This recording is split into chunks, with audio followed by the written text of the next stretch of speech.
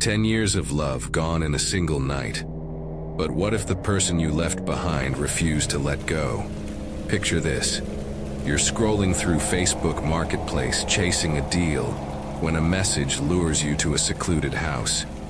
You knock, and an elderly woman screams, slamming the door in your face. Then you realize this isn't a random sale. It's a trap set by someone you thought you'd escaped. This is my story, and it's not just about a breakup. It's about how the past can stalk you, waiting for the perfect moment to strike. My name's withheld for privacy, but call me Jay. Not long ago, I broke up with my ex of nearly 10 years. It was over long before then, but I have a hard time ending things. She's a sensitive person. Whenever the subject of ending it came up, she'd go into shutdown mode. The breakup was brutal, weeks of fights, tears, and threats. She moved in with her aunt, who lived about an hour away, I think, but I'm not exactly sure. I stayed in our old house, now a hollow shell. She took a lot of the furniture, which was fine with me. I make decent enough money to afford new couches and whatnot, but sitting on a lawn chair to watch TV got old fast. I needed something, anything, to fill the space.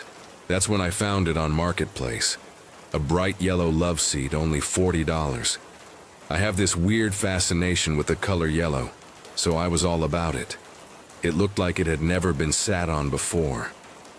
I messaged the seller, a woman 40 minutes away, and set up a time to check it out. The drive felt longer than it was, winding through lonely roads to a small, isolated house.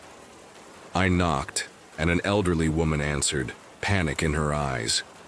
She screamed that she didn't know who I was or what I was talking about, and slammed the door in my face. A message from the seller clarified, "Sorry, that's my grandma. Come to the garage out back." The garage was dark, cluttered with rusted tools and the faint smell of gasoline. No love seat, just shadows and silence. I shouted hello but didn't hear an answer. The seller's muffled "come in" echoed in my head, but where was she? My instincts screamed to bolt, but that yellow love seat kept me there, a stupid obsession pulling me deeper. Then from a side room, a figure charged. Small, hooded, moving like a predator. They slammed into me, knocking me to the floor. Their screams were wild, animalistic as they pinned me down. In the dim light, the hood fell, and my world stopped. It was my ex-girlfriend. I was so flabbergasted I pushed her off and started yelling. Her tone changed instantly from erratic to crying her eyes out. I'll call her Sarah for anonymity.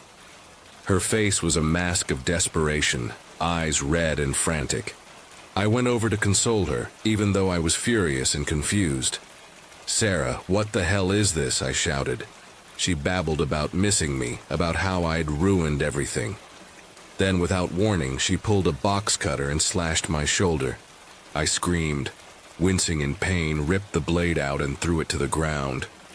Blood soaked my sleeve as she lunged again, the blade slicing the air inches from my chest. She grabbed the blade off the ground and started to slash the air in front of me, thankfully unsuccessful. I stumbled back, heart racing, and sprinted to my car. Her wails followed me, a haunting mix of rage and sorrow. I locked the doors, hands trembling, and dialed 911. The police arrived fast, their lights cutting through the night. They showed up pretty quickly, and thank God she was arrested. As they cuffed her, Sarah's eyes locked onto mine, not with anger, but with a chilling promise. I couldn't shake the image of her, someone I'd loved, now a stranger consumed by obsession. The cops questioned me, piecing together her plan. She knew I'd be attracted to this ugly yellow couch and told me she was moving in with her aunt, who lived several houses down from that elderly woman. It was no coincidence. She'd crafted the ad to lure me, exploiting my quirks. But there was more. Something the police found in her phone. Texts she'd sent to herself, pretending I was begging her to come back. She'd been living in a fantasy, One where I was still hers. The hospital patched my shoulder, but the real damage was deeper. Watching someone I cared about be taken away by the police was incredibly traumatic. I kept replaying that night, wondering how Sarah had unraveled so completely. I decided not to press criminal charges and even helped with some of her medical bills. Guilt gnawed at me. Had I ignored her cries for help? Back home, the house felt like a tomb. Every creak, every flicker of light made me jump. I couldn't sleep, haunted by her eyes, her screams. Then I found it, a folded note under my couch in her handwriting. "You're mine forever." My stomach dropped. Had she been back here? I searched the house, finding more notes, stuffed in drawers, taped behind mirrors. Each one was a dagger. "You can't leave me. I'm always watching." The police dismissed them as leftovers from before her arrest, but I wasn't so sure. Sarah's aunt confirmed she was in a treatment facility, but her calls were vague, evasive. One night my phone rang, a blocked number. No voice, just heavy breathing, then a faint laugh that sounded like hers. I hung up, heart pounding, and checked every lock. The next day, a neighbor mentioned seeing a woman lingering near my house, wearing a yellow jacket. Sarah's favorite color. I installed a security system, but the fear was relentless. Was she out there or was I losing it? The cops dug deeper and found Sarah's journal on her phone, detailing her obsession. She'd planned the marketplace trap for weeks, studying my habits, knowing I'd bite at that yellow love seat. Sometimes it's the people closest to us that can cause us the most harm. Her entries grew darker, hinting at worse intentions. Phrases like "together in death." I started questioning everything. Had she been in my house before that night? Were those notes really old? The uncertainty was suffocating, pushing me to the edge of paranoia. Months passed, but the shadow of Sarah lingered. The notes stopped, but my fear didn't. I avoided marketplace, yellow anything, even social media, terrified she'd find me again. Then, a detective called with a bombshell. Sarah had escaped her treatment facility, vanishing without a trace. They'd found her hideout, a run-down motel nearby, with photos of me pinned to the walls, my routines scribbled in obsessive detail. She'd been watching me maybe for weeks before the love seat trap. My security cameras caught nothing, but one night I found a scratch on my back door, like someone had tried to pry it open. The police called it a coincidence. I called it a warning. I hired a private investigator desperate for answers. He uncovered Sarah's past, a history of fixation hushed up by her family. She'd harassed an ex before me, leaving notes, following him until he broke. Her aunt admitted Sarah had always been intense, but no one acted until it was too late. The investigator warned me to relocate, but I refused. This was my life. She wouldn't take that too. Then, one rainy night, my doorbell rang. My cameras showed nothing but static. I grabbed a knife, hard in my throat, and opened the No one was there, just a yellow envelope on the mat. Inside was a single photo. Me, asleep in my bed, taken from above. The timestamp? Last night I called the police, shaking. They searched the house, finding a tiny camera hidden in my ceiling vent. Sarah's work. She'd been watching me, maybe, still was. The investigator traced the envelope to a post office box, but it was a dead end. Sarah was a ghost, always one step ahead. I couldn't stay there anymore. The house, once a home, was now her playground, every corner tainted by her presence. I sold the house and moved far away. But Sarah's shadow follows me. Every strange noise, every unfamiliar face makes me flinch. The police have her on a watch list, but she's a phantom. Sightings reported, never confirmed.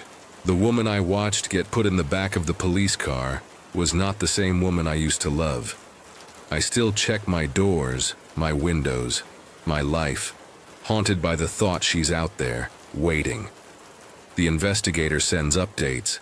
A yellow scarf found near my old house, a cryptic note in a nearby town.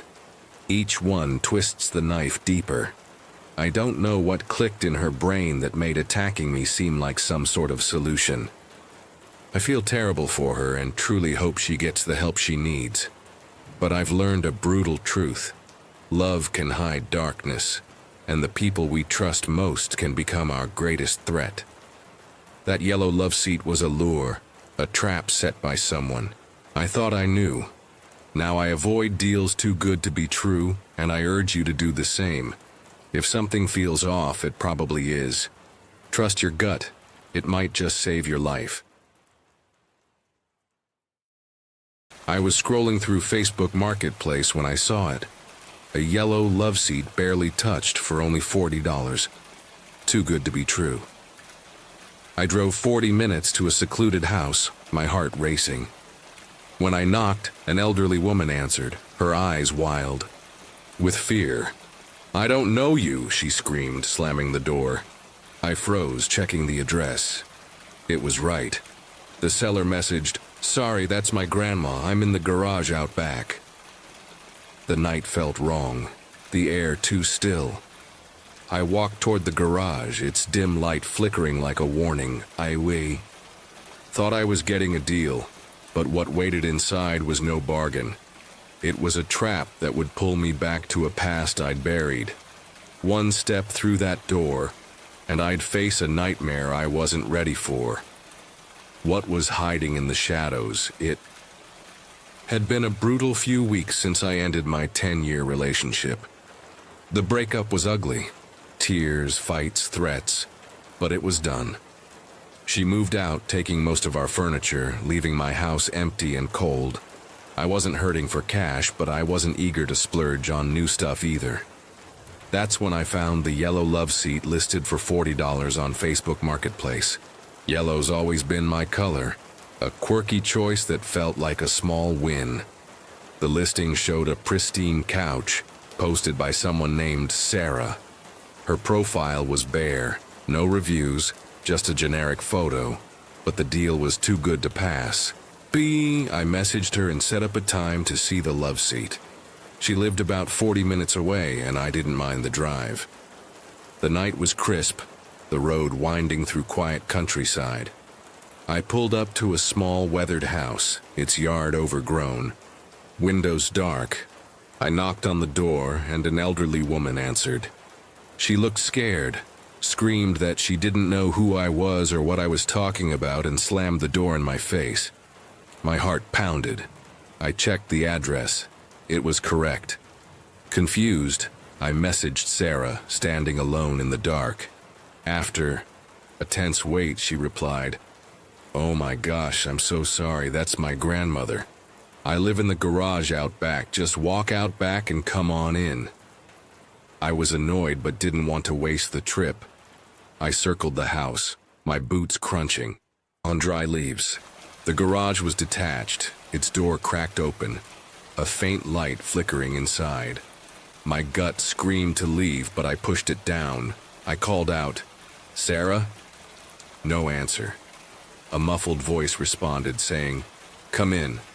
So I stepped inside, expecting the love seat. Instead, the garage was just a normal garage.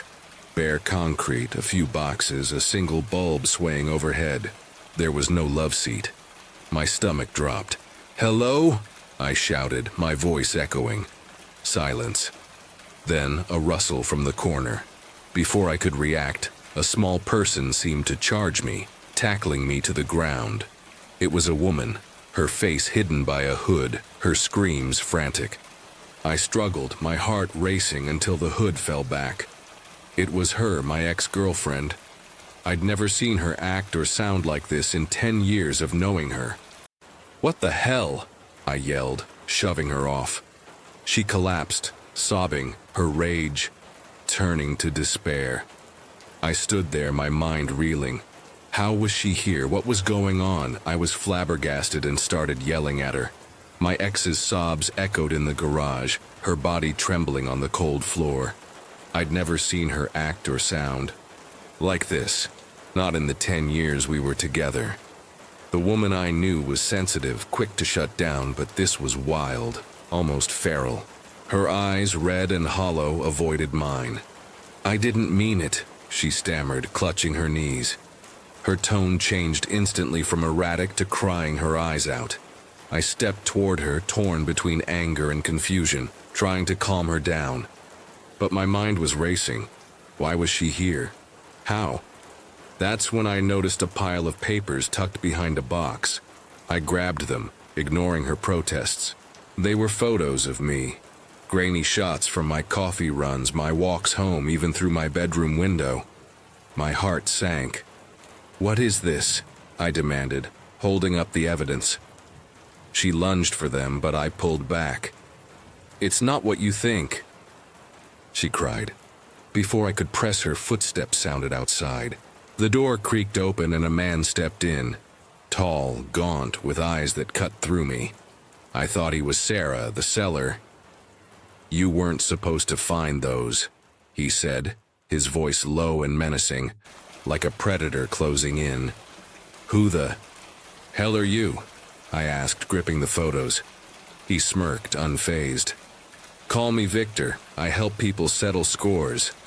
He nodded at my ex. "She hired me to watch you. Wanted to know every move you made." My ex's head snapped up, guilt written on her face. "I didn't know it would go this far," she whispered. "I just wanted you to need me again." Victor's laugh was cold, slicing through the air. "The love seat was bait. I knew you'd be attracted to this ugly yellow couch." His words hit hard. I'd been played, lured here by a lie. But the photos weren't just of me. There were others, dozens of strangers, with notes on their routines, addresses, weaknesses. My stomach churned. "What's this about?" I asked, waving the stack. Victor's eyes narrowed. "You're in over your head, kid." He stepped closer, pulling a knife from his pocket. The blade glinted under the flickering bulb. My ex screamed, scrambling to her feet. I had seconds to act. I grabbed a metal wrench from a shelf and swung it, catching Victor's arm. He cursed, dropping the knife. I bolted for the door, dragging my ex with me. Her sobs mixed with my pounding heart as we ran into the night. I reached my car, hands shaking as I fumbled with the keys. The engine roared and I sped away, Victor's shouts fading in the distance.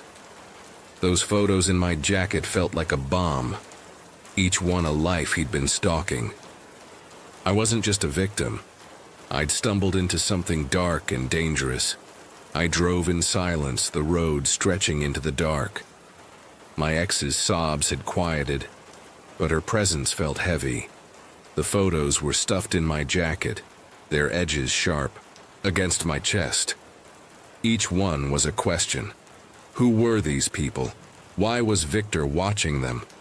I glanced at her, her face pale in the dashboard light. "Why did you do this?" I asked, my voice low. "I didn't know it would go this far," she said again, her words hollow. She explained how her pain after our breakup spiraled. She found Victor on a shady online forum, a man who promised to keep tabs on me. At first it was just updates, where I went who I saw. Then it became photos, videos, a twisted way to feel close to me. "I thought I could scare you into coming back," she admitted, her voice trembling. But Victor, he wanted more. He said I owed him. Her words chilled. Me. Victor wasn't just a hired stalker, he was playing her too. I pulled into a 24-hour diner, its neon sign buzzing in the night. I needed to think. Going to the police was the obvious move, but Victor's confidence gnawed at me. What if he had connections? The photos included names, local business owners, a city council member. This was bigger than I'd thought. In the diner, I spread the photos across the table, my coffee growing cold. Some faces were familiar. A barista from my favorite cafe, a neighbor. Each photo had notes. Leaves work at 6 p.m. Lives alone. No security system. My ex sat silently, watching as I pieced it together. Victor was running a surveillance operation. Maybe blackmail, maybe something worse. I remembered his knife, his calm demeanor. He'd done this before. I called a friend, Tom, a reporter at a local paper. I trusted him. He'd dug into shady stories before. I met him at his apartment, showing him the photos and notes. His eyes widened. "This is huge," he said, flipping through the stack. "These people, they're targets." He pointed to a name, a lawyer who'd been in the news for defending high-profile clients. "If Victor's selling this info, he's got powerful buyers." Tom urged me to go to the police, but I hesitated. I'd seen enough crime shows to know evidence like this could vanish if the wrong cop got it. Instead, I let Tom dig into Victor's background while I laid low. I dropped my ex off at her aunt's house, ignoring her pleas to stay. "You need help," I told her, driving away. Her betrayal stung, but I was more worried about what Victor might do next. Back home, I couldn't sleep. Every creak of the house made me jump. I checked the locks, the windows, even the backyard. The photos haunted me, each face a life at risk. I searched online for Victor, but he was a ghost. No social media, no records. Then, at 2 a.m., my phone buzzed. A text from an unknown number. "You took something of mine. Return it, or I'll find you." My heart stopped. He knew where I lived. The next few days were a blur. I barely left the house, jumping at every shadow. Tom's updates were sparse but chilling. Victor's name popped up in old police reports, linked to missing persons cases that never went anywhere. The photos were my only leverage, but they were dangerous. I hid them in a lockbox, checking it obsessively. My ex called once, begging to explain, but I blocked her number. She was a stranger now. Then, a note slipped under my door. Midnight. "Old warehouse on Route 12. Bring the photos, come alone." My pulse raced. It was a trap, but I was tired of running. I called Tom, who insisted on backup, but I couldn't wait. I grabbed the photos and a pocket knife, driving to the warehouse, under a moonless sky. The building was a rotting husk, its windows shattered. I stepped inside, the air thick with dust. "You're late," a voice said. It was Victor, his silhouette looming. He was alone, but I didn't trust it. "Give me the photos," he demanded, his knife glinting. I tossed the stack at his feet, gripping the pocket knife. "This ends now," I said. He laughed, stepping closer. "You think you can stop me?" Before he could move, headlights flooded the warehouse. Tom's car screeched, and followed by a police cruiser. Victor cursed, lunging at me, but I dodged, slicing his arm with the knife. He stumbled, and the cops swarmed in, tackling him to the ground.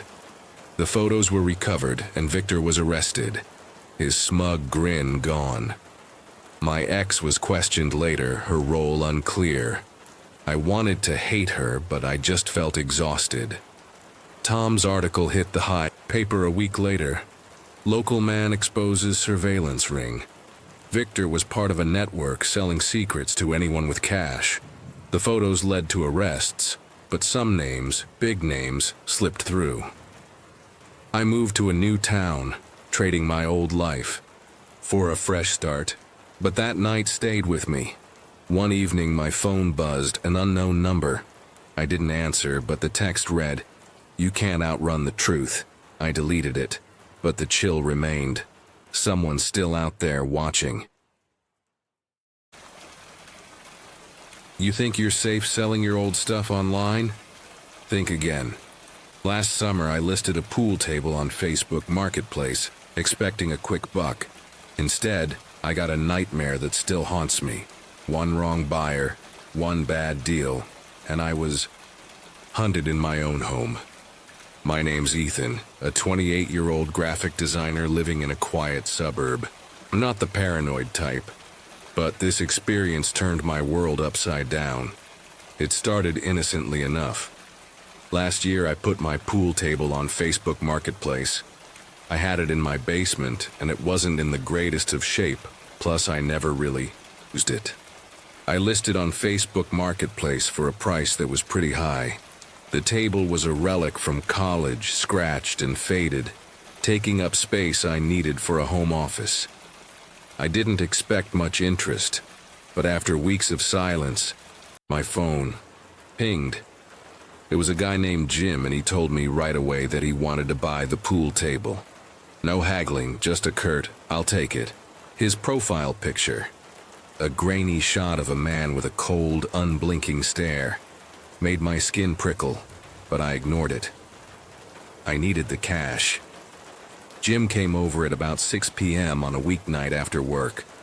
I let him in and then showed him down to the basement, where the pool table was. He was tall, wiry, in a leather jacket that reeked of motor oil.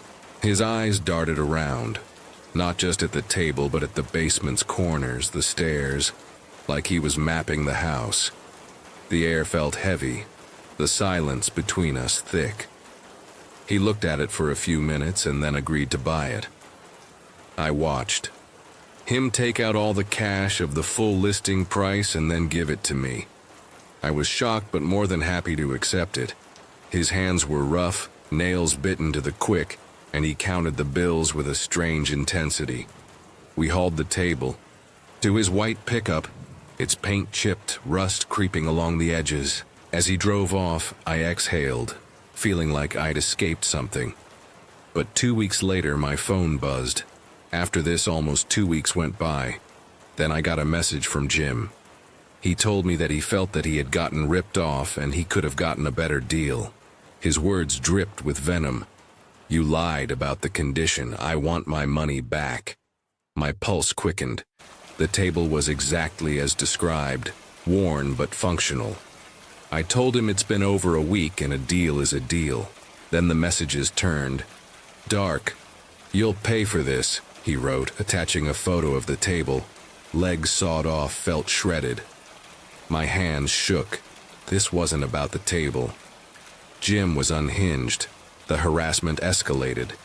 Messages came at all hours, 2 a.m., 4 a.m., each more erratic. "You think you can hide?" one read. Another was numbers like coordinates. I blocked him, but he created new accounts, each with a different name but the same menacing tone. My days felt heavier, my nights sleepless. I'd stare at the ceiling, replaying our meeting, wondering what I'd missed.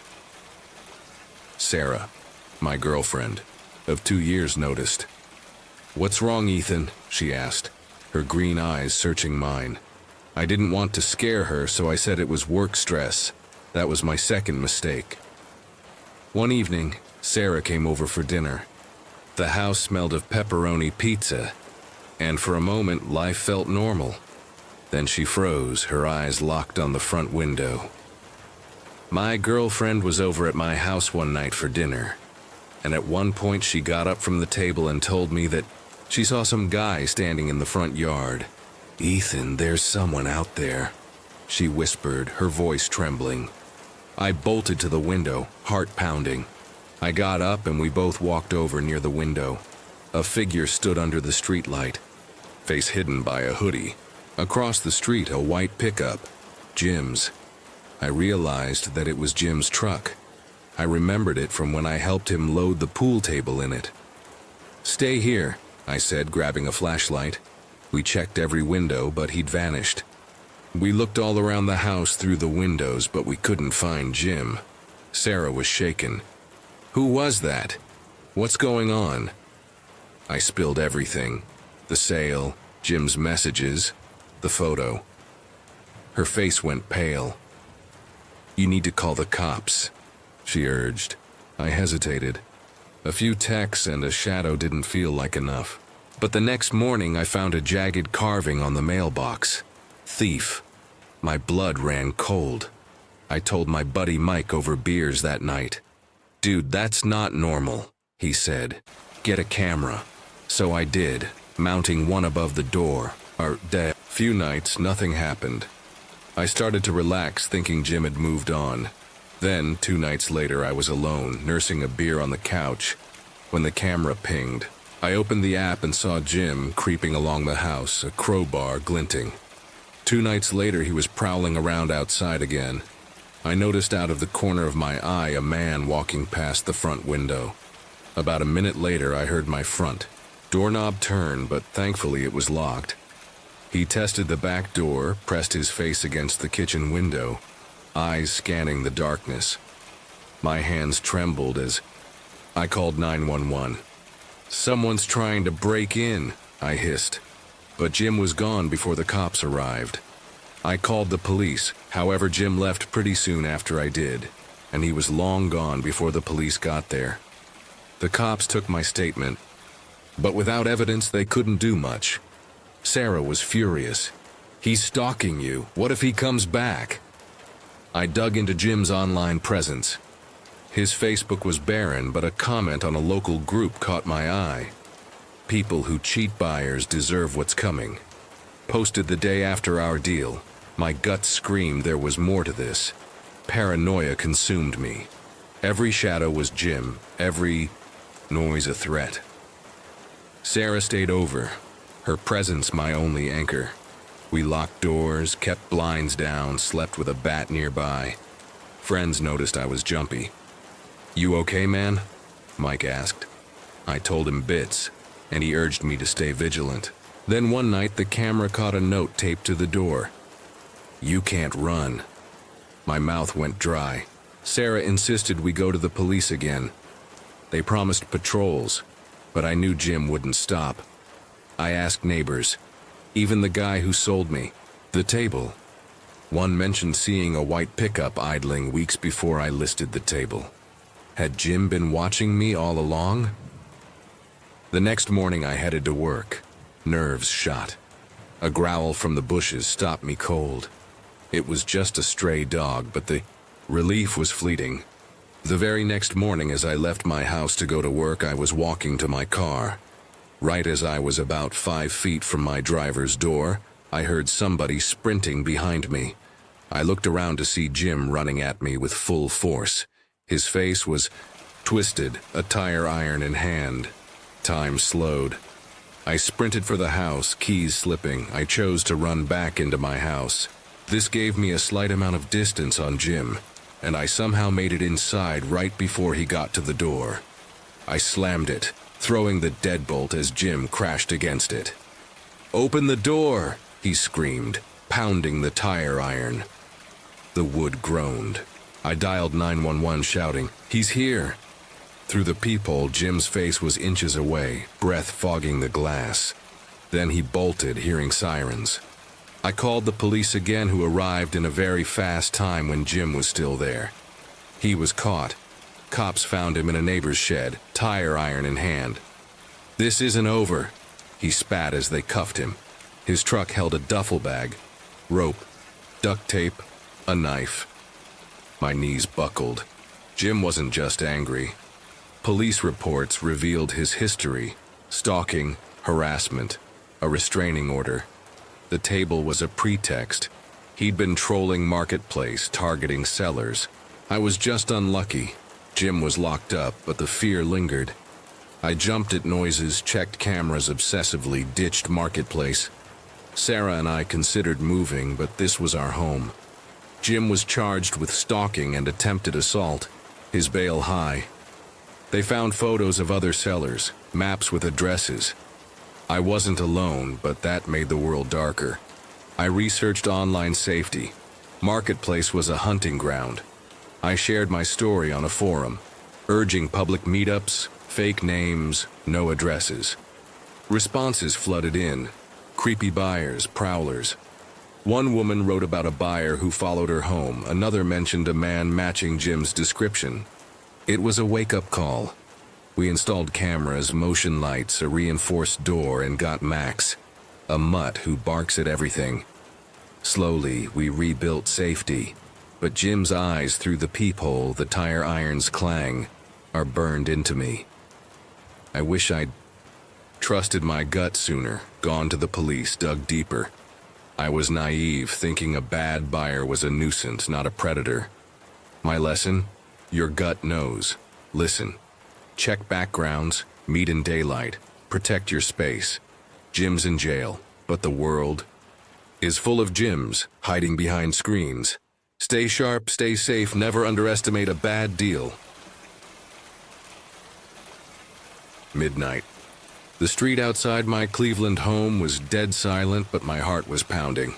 I'd sold a pool table on Facebook Marketplace 2 weeks ago to a guy named Jim, thinking I'd scored a sweet deal. Now that white truck was back, idling, under the streetlight like a ghost that knew my name.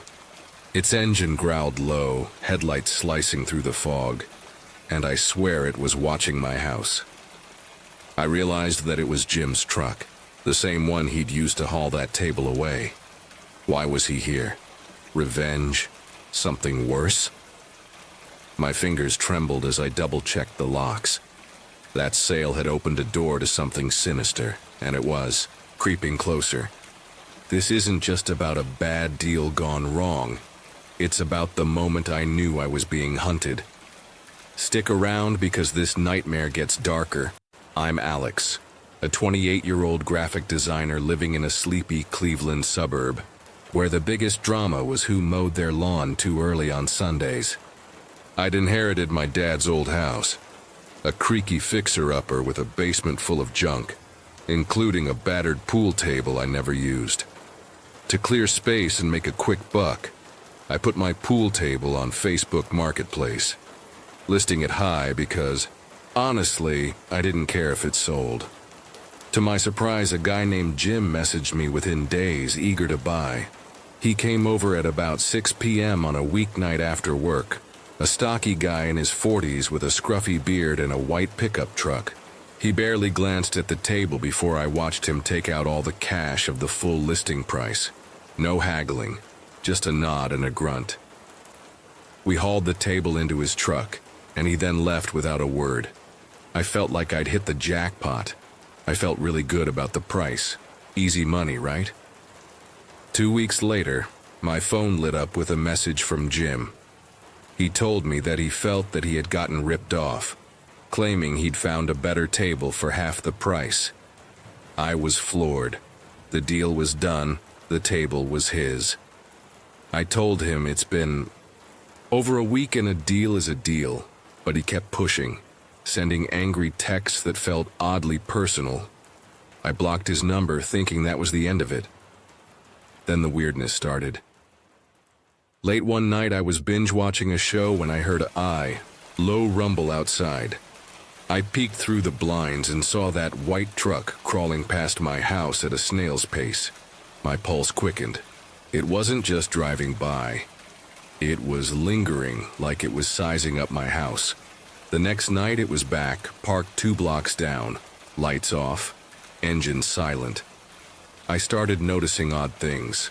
A dented mailbox, a broken branch by my driveway, a faint smell of cigarette smoke near my porch. My girlfriend Sarah thought I was paranoid, but I couldn't shake the feeling that Jim wasn't just mad about the table. He was stalking me, and I'd given him my address without a second thought. I started sleeping with a baseball bat by my bed, checking the locks obsessively, and wondering what I'd done to make this guy snap. Was it really about the money, or was there something darker driving him? Every creak in the house felt like a warning, and I knew I had to act before he did. I wasn't going to let Jim turn my life into a horror movie. I bought a cheap security camera online and rigged it to face the street, syncing it to my phone. I also started keeping my dad's old hunting knife under my pillow, just in case. One evening, Sarah was over for dinner, her laughter filling the house until she stopped cold. She got up from the table and told me that she saw some guy standing in the front yard. My stomach dropped. We crept to the window, hearts pounding, but the figure had vanished. Then I saw it. I realized that it was Jim's truck parked across the street, its white paint gleaming under the streetlight. I opened the front door. As I did, I saw the truck starting up and drive away, its taillights fading into the night. My hands shook as I tried to message Jim, but he had blocked me. Sarah's eyes were wide with fear. "Alex, call the police," she urged, but I hesitated. What could I say? A truck was parked legally? I had no proof, just a gut feeling that screamed danger. 2 nights later, I was alone, the house dark except for the flicker of my TV. A shadow caught my eye, moving across the blinds. I noticed out of the corner of my eye a man walking past the front window. My breath caught. I heard my front doorknob turn, but thankfully it was locked. I grabbed my knife, heart hammering, and dialed 911, whispering my address to the operator. Footsteps crunched outside, circling my house like a wolf. I crouched in the hallway, clutching the knife, every creak amplifying my terror. The operator said police were minutes away, but Jim left pretty soon after I did, his footsteps fading before the sirens arrived. The cops searched my property, finding nothing but a scuff mark on the porch. They took my statement, but their skeptical looks told me they thought I was jumping at shadows. I barely slept that night, my mind racing. Was Jim testing me, seeing how far he could push? The next morning, I found a crumpled note slipped under my door. "You cheated me, you'll regret it." No signature, but the handwriting matched the angry texts Jim had sent. I called Sarah, who rushed over, her face pale as she read the note. "This guy's unhinged," she said. "You need to do something." I reported the note to the police, who promised to look into Jim, but they warned me his truck's plates were unregistered, a red flag that made my skin crawl. I started noticing more signs: a slashed tire on my car, a brick through my mailbox, and once, a faint whisper outside my window at 3 a.m. "Alex." I couldn't prove it was Jim, but who else could it be? I upgraded my security, adding motion lights and a deadbolt, but the fear was relentless. Every night, I'd check the camera feed, expecting to see that truck. And then, one night, it wasn't just the truck. My phone pinged with a motion alert at 1 a.m. The feed showed Jim standing in my driveway holding a crowbar, staring straight at the camera. He raised the crowbar, pointed it at the lens, and mouthed something I couldn't hear. My blood ran cold. This wasn't about the pool table anymore. It was a vendetta, and Jim was done playing games. I called 911 again, but by the time the cops arrived, he was gone, leaving only a dented fence post as evidence.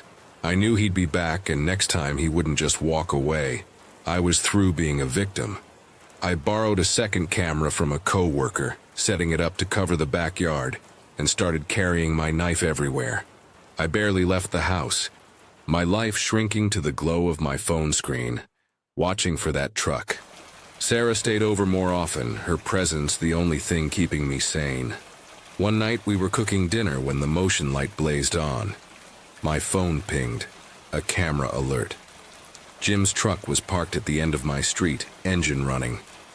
I zoomed in on the feed, my heart racing. Jim wasn't alone. A second figure, lean and hooded, stood by the passenger door, holding what looked like a tire iron. They weren't moving toward my house, not yet, but their presence screamed intent. I called 911, my voice low. "They're outside my house, 2 guys, one's Jim." The operator told me to stay put, but I heard a faint thud from the back door. They were testing my defenses. I grabbed my knife, motioning for Sarah to hide, in the bedroom. The camera showed Jim circling my fence, the hooded guy trailing him. They stopped at my back gate, Jim raising the crowbar to pry it open. My palms sweated as I crouched by the stairs, ready to fight if they got in. Sirens wailed in the distance, and the camera caught Jim and his partner bolting to the truck, tires screeching as they fled. The cops arrived minutes later, finding a crowbar abandoned in the yard and fresh pry marks on the gate. They traced the truck's plates, stolen, just like I'd feared. "This guy's trouble," the officer said, his face grim. "We'll patrol nightly, but get a restraining order." I nodded, but a piece of paper wouldn't stop Jim. He was escalating, and I was running out of time. The next morning, I was exhausted, grabbing my keys to head to work. As I stepped onto the driveway, I heard somebody sprinting behind me. I looked around to see Jim running at me with full force. His eyes were wild, a snarl twisting his face as he lunged. I sprinted for the door, my keys slipping in my sweaty hands. I slammed it shut just as he crashed into it, pounding and screaming. "You're dead, Alex, you hear me?" I fumbled for my phone, dialing 911 as he kicked the door, the wood splintering. The police again, who arrived in a very fast time when Jim was still there. He was caught, their lights flooding my yard as they tackled him to the ground. He thrashed, cursing, as they cuffed him, his gaze locked on me through the window. In his truck, they found zip ties, duct tape, a knife, and a notebook with my address circled in red ink alongside others. Names I didn't know. Jim wasn't just after me. He was a predator, using marketplace deals to scout his targets. The police questioned me for hours, piecing together Jim's pattern. He'd done this before, buying items to get addresses, then stalking his victims, sometimes worse. The hooded guy was a cousin, a drifter who'd helped Jim in at least 3 other break-ins. The notebook listed 7 addresses, 2 belonging to women who'd reported similar harassment. The cops called me lucky, but I didn't feel it. My home, my sanctuary, had become a trap because I'd trusted a stranger with my address. I installed a full security system, cameras, alarms, the works. But the fear lingered. Every delivery truck, every low rumble at night made my heart race. Sarah and I argued more, the stress fraying our relationship. I started seeing a therapist, trying to reclaim my sense of safety, but Jim's shadow loomed large. The police kept his truck impounded, but I couldn't shake the image of it parked outside, waiting. I knew he was behind bars, but for how long? And what if his cousin was still out there watching? Jim was charged with attempted assault, stalking, and burglary, facing up to 10 years. In court, I testified, my voice steady as I recounted every chilling moment. He sat there smirking, like he'd won some twisted game. The notebook tied him to 5 other victims, 2 who'd moved away after relentless harassment. The cops called it a miracle I'd escaped unharmed, but the scars were invisible.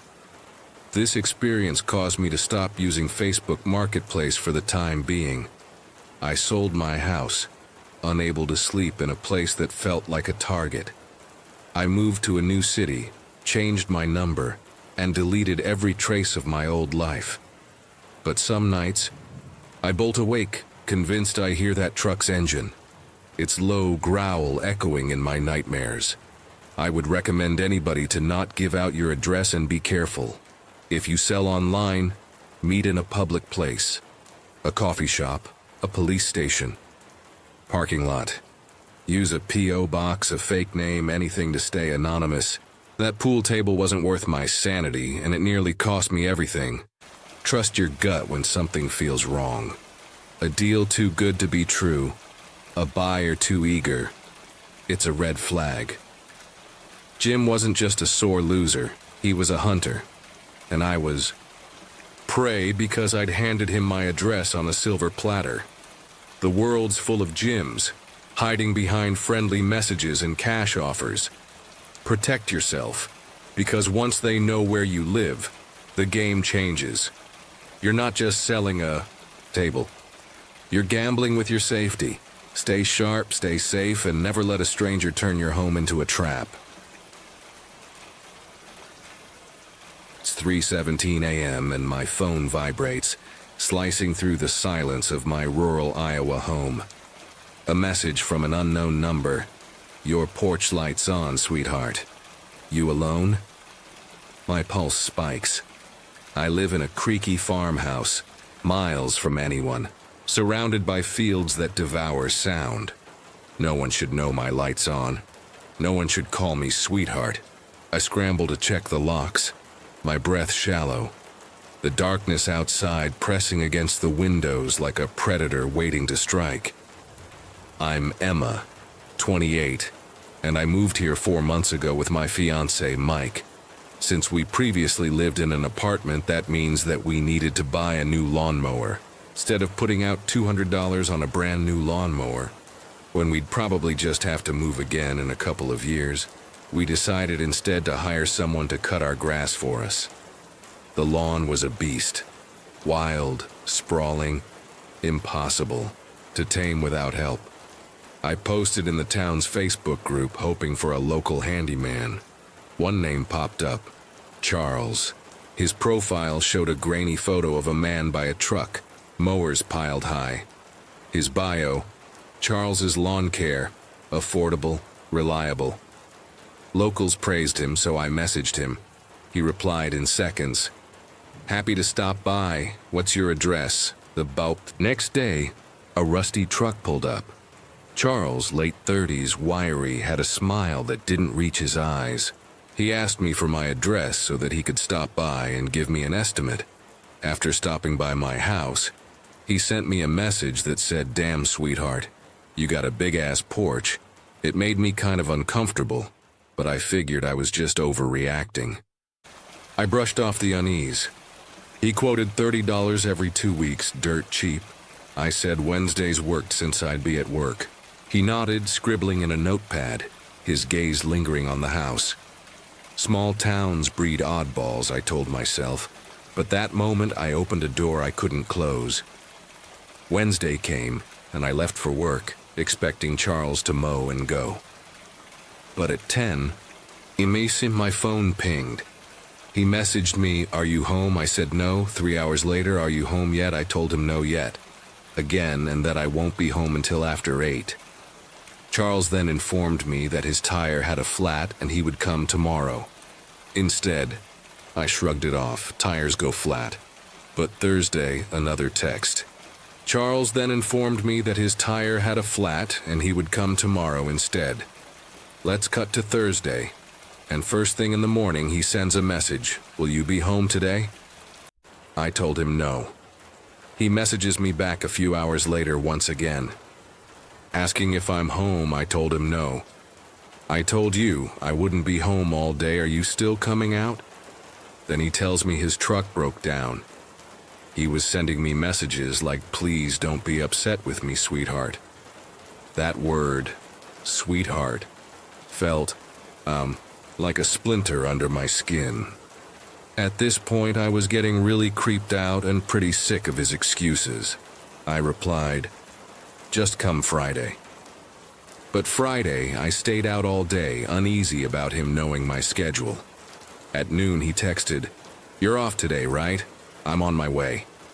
How did he know I was off? I hadn't told him. "I'm not home, just mow." His reply, "When you home, babe?" Babe. My stomach twisted. I drove to a coffee shop trying to calm my nerves. Who was this guy? I checked his Facebook. Nothing but that blurry photo. A post in the town's group caught my eye. "Anyone dealt with Charles from lawn care? Keeps asking weird questions about my schedule." A reply. "Heard he got in trouble years ago. Be careful." Trouble? That night I got home late, the house too quiet. The motion light flickered on. I peered out, nothing. But my phone buzzed. "Lock your doors, sweetheart." My heart stopped. Was he here? I grabbed a knife, checked every lock, and sat in the dark, pulse racing. The next day, I sent him the money via Cash App for the one time he mowed. The lawn was neat, and blocked his number. I wanted him gone, but the fear clung to me, a shadow I couldn't shake. 2 months passed, and I thought Charles was a bad memory. Mike and I were busy with work, fixing the house, planning our wedding. But I kept checking locks, glancing at the driveway, haunted by that word, sweetheart. Then, one evening, It all came back. I was driving to class, talking to Mike when he cut me off. "Babe, some guy's walking up our driveway." My grip tightened. "What guy?" Mike sounded tense. "Just a dude, probably selling something." I told him to stay safe and hung up, my mind racing. A salesman? At dusk, in the middle of nowhere? Later, Mike texted, "Just a lawn guy dropping off a card." But when I got home, I checked my phone and I find multiple messages from him saying that he cut my grass and that I need to come home and give him the money. I told him no, and that I would just send it through Cash App. He started getting really irate with me and saying that I needed to give him the money right now. I told him that I would give him the money once I got home and actually saw that the grass was cut for myself. The card on the counter read, "Charles's Lawn Care." My blood ran cold. I decided to call my fiancé at work, and I asked how the guy had been acting. He said that Charles seemed genuinely surprised that a man had come out, and he asked if he lived alone. I then asked Mike if Charles had stopped at any of the other houses in the neighborhood, and then he replied with, "Now that I think about it, no." He'd asked Mike if I was home, where I worked, if our dog Max was big. I had previously posted about it on Facebook, so I'm guessing that's where he figured that out. How did he know about the bats? I dug online that night, finding a decade-old article about a Charles Wheeler arrested for stalking. Trespassing, no charges stuck. Was it him? The next morning I found a muddy footprint on the porch, too large for us. I called a sheriff friend who promised to check it out. That night, the motion light flickered. Our security camera caught a shadowy figure at the property's edge, staring. The footage cut out before I saw his face. The signs piled up, a scratch on the garage door, like someone tried to pry it open. A dead bird on the porch, neck twisted. I stopped posting online, changed my number, and had Mike install deadbolts. But the fear was a constant companion, lurking in every shadow. One night, alone while Mike worked late, I found a crime forum. A thread titled, "The Lawn Stalker," described a man like Charles. Charming, then obsessive, showing up uninvited, asking personal questions. One woman said he'd parked outside her house at 4 a.m. Another claimed he'd followed her for weeks. The stories spanned years across counties. Charles wasn't a fluke. He was a predator. At 8 p.m., the motion light blazed on. I grabbed the baseball bat by the door, heart pounding. Nothing outside, just wind in the fields. But then, a soft tap, tap, tap on the back door. I froze, breath shallow. I dialed 911, whispering, "Someone's outside." The operator kept me calm, but then I heard it, a low chuckle. "Emma, sweetheart, open the door." My blood turned to ice. How did he know my name? The tapping grew louder, deliberate. I gripped the bat, backing into the hallway, eyes on the door. The knob rattled. I screamed, swinging the bat at nothing, terror consuming me. Headlights pierced the blinds, red and blue. Sirens wailed. The tapping stopped. Police stormed in, finding me curled on the floor, sobbing. They searched, nothing but tire tracks in the mud and a cigarette butt still warm by the door. They took my statement, but their faces said it all. No suspect, no case. I stayed at a friend's, too scared to go home. Charles had vanished, but his presence lingered. Mike and I moved a month later, trading the farmhouse for a city apartment with neighbors close by. The sheriff's office found no trace of Charles, no record of him at the address he gave, his number a burner. But the nightmare stayed. I'd wake up gasping, hearing that chuckle, seeing that smile. I quit Facebook, paranoid that every post was a signal for him. Life went on, but the fear never faded. 6 months later, I was scrolling through a true crime podcast's comments when a post stopped me. "Anyone in Iowa deal with a lawn guy named Charles?" He mowed my yard, then kept texting asking if I was home. Saw his truck across my street at 2 a.m. My throat tightened. Replies poured in. Women from nearby towns, same story. Charming, then obsessive, always watching. One saw him at a gas station, staring from his truck, cap low.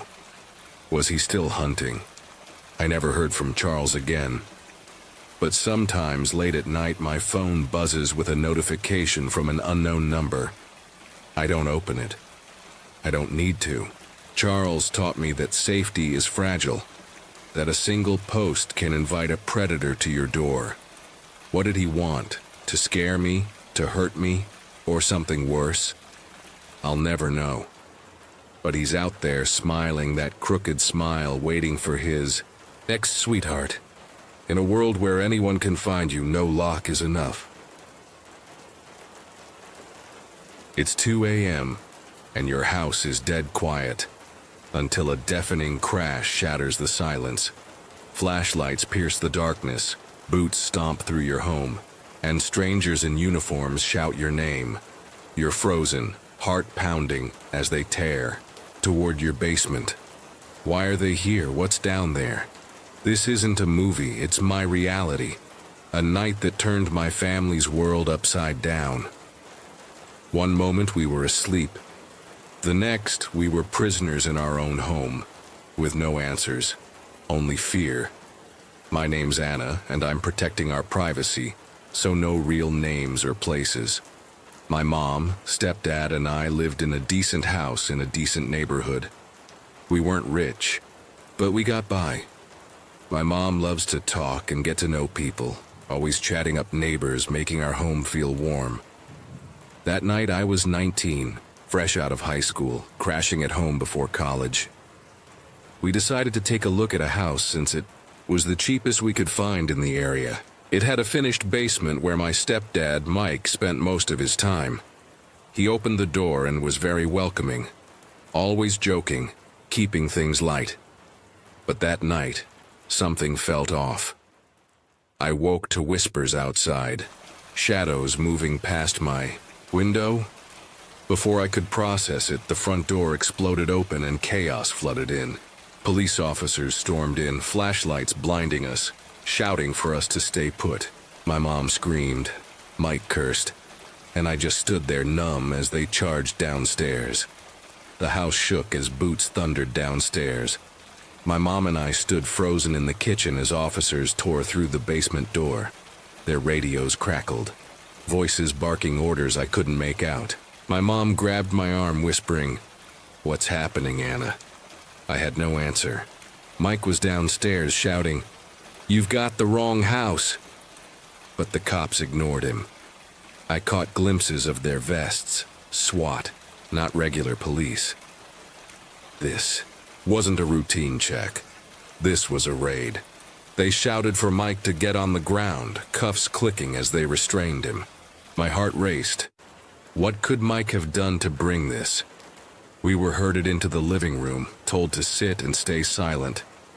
An officer stood guard, his face unreadable. My mom was shaking, asking what was going on, but they wouldn't tell us.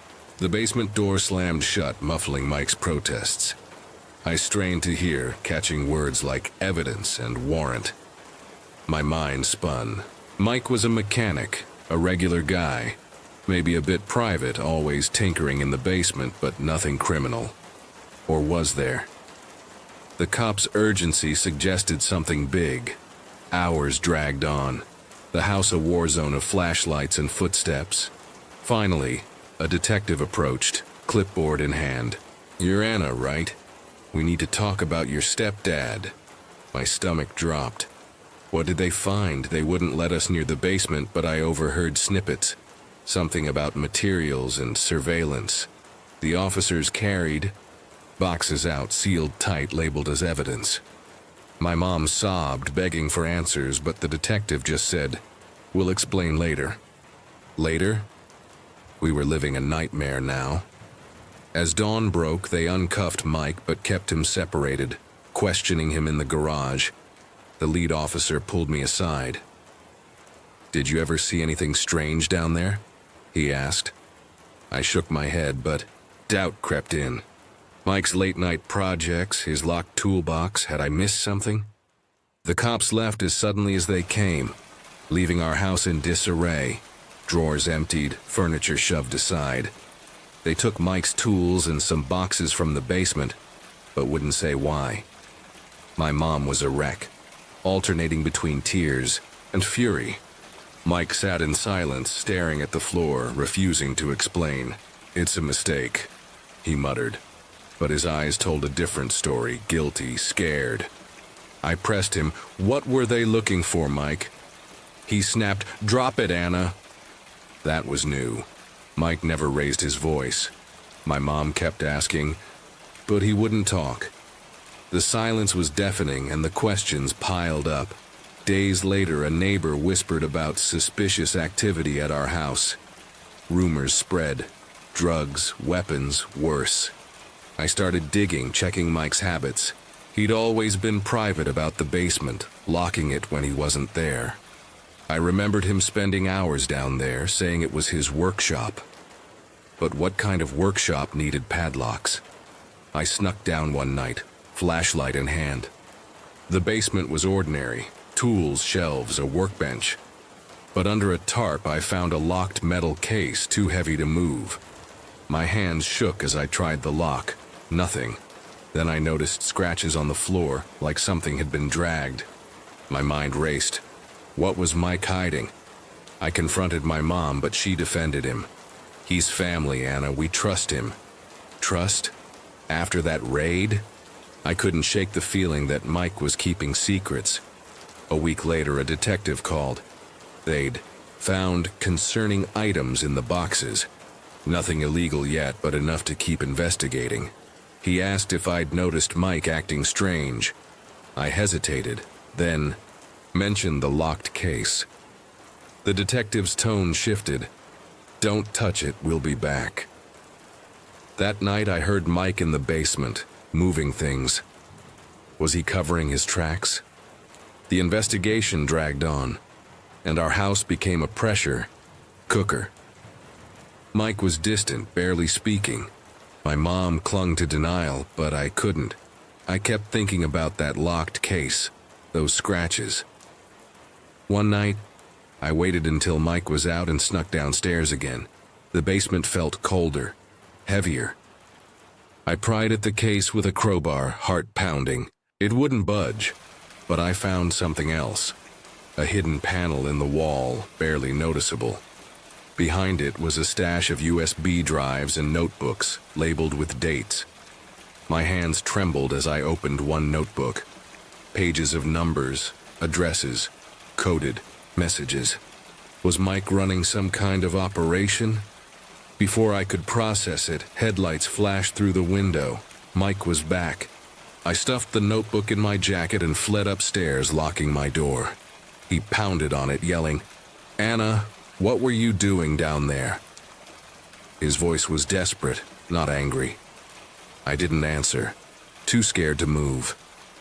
The next morning, a detective showed up with a warrant. They searched the basement again, this time pulling out hidden compartments I didn't know existed. The USB drives held encrypted files, financial records, names, transactions. The detective confirmed it. Mike was linked to an underground network, possibly money laundering. Not drugs, not weapons, but still illegal. My mom collapsed, sobbing. Mike didn't resist as they cuffed him again, his face blank. The officers told us to stay out of the basement until they were done. I felt betrayed, but also guilty. Had I pushed too hard? The detective warned us the case was bigger than Mike, involving people who wouldn't take kindly to exposure. That night, I found a note slipped under my door. "Stop digging." No signature, but the handwriting wasn't Mike's. Someone else knew what I'd found and they were watching. Mike was charged, but the case is still open, tangled in a web of investigations. We moved out of the house soon after, unable to stay in a place that felt so violated. My mom and I don't talk about it much. She's heartbroken, grappling with how she missed the signs. I'm haunted by the what-ifs. What if I'd noticed Mike's secrecy sooner? What if I hadn't gone into the basement? The note, "Stop digging," still chills me. I don't know who sent it, but I've seen strange cars parked near our new place, always gone before I can act. The detective says we're safe, but I'm not so sure. The basement was never the same after that night. It wasn't just a room. It was a secret we didn't know we were keeping. I've learned that trust can blind you, especially in your own home. Mike seemed normal, but he was living a double life right under our noses. I still don't know the full story, and maybe I never will. Now I question everything. Locked doors, late-night noises, even the people I love. If something feels wrong, it probably is. Don't ignore the signs, because the truth might be hiding closer than you think. It's after midnight and my house is too quiet, the kind of stillness that sets your nerves on edge. I'm dozing on the couch when a sharp rattle from the back door jerks me awake. Someone's out there, messing with the lock. My heart pounds as I grab my phone, ready to call for help. Then a scraping sound at the window, slow and deliberate. Someone's trying to break in. I'm not a fighter, but I snatch a flashlight and yell into the darkness, pretending I'm armed. What I don't know is that this moment will drag me into a web of fear, where every shadow hides a threat. Will my bluff hold, or have I just challenged someone who's been watching me for weeks? This isn't a random break-in, and the truth will keep me up for nights to come. I'd been living in this old house on the edge of a small Ohio town for about a year, drawn to its quiet after years of city noise. The place was creaky with drafty windows, but it was home. That night I was alone. My girlfriend Kate was away on a work trip. I'd been half watching a Netflix show, eyes heavy, when the sound of the back door rattling snapped me out of. It wasn't a gust of wind, it was deliberate, like someone was testing the lock. A stranger was attempting to break into my house in the dead of night, and the realization hit me like a punch. I froze, my breath shallow, listening hard. The rattle came again, more forceful, followed by a faint click. I heard the doorknob turn, but thankfully it was locked. I grabbed my phone, thumb trembling over 911, but I hesitated. What if it was just an animal? I crept to the kitchen, staying low, and peeked through the blinds. The backyard was swallowed in darkness, the motion light dead. Then I saw a shadow move, a human figure hunched near the door. My stomach twisted. This was real. I didn't own a gun, never had, but I needed to act. I grabbed a flashlight from the counter, its weight a small anchor. "Who's out there?" I called, trying to sound tougher than I felt. No answer, just a new sound. A slow, deliberate scrape at the living room window. The stranger was trying to find a way in, moving from door to window with eerie purpose. I aimed the flashlight through the glass, catching a hooded figure, face hidden, eyes glinting for a split second before they ducked away. Panic clawed at me. I wasn't ready for this. I remembered a trick from a crime podcast, fake it to scare them off. I banged on the window, my voice shaking but loud. "I've got a gun and I'll use it," I shouted, praying the lie would work. The scraping stopped instantly. Silence fell, thick and heavy. I held my breath, ears straining for footsteps. Nothing. I edged to the door, peering through the peephole. The backyard was empty, the figure gone. The intruder had fled, scared off by my bluff. Relief flooded me, but it was tainted with dread. Why my house? I wasn't rich, had nothing worth stealing. Those eyes felt personal, like they knew me. Couldn't sleep after that. Every creak of the house was a threat, every shadow a figure lurking. I'd scared the intruder off with my fake gun threat, but it didn't feel like enough. I checked every lock, every window, my hands unsteady, and propped my phone against the window to record the backyard. If they came back, I'd have proof. Dawn broke, cold and gray, but the fear clung to me. I called Kate, my voice shaky as I explained. "You need to call the cops," she said, her tone sharp with worry. I wasn't sure it would help. What could I say? A shadow tried my door and ran? I dialed the non-emergency line anyway. The officer sounded half asleep, saying it was probably a teenager pulling a prank. He promised a patrol, but the car just cruised by without stopping. Frustrated, I searched the backyard myself.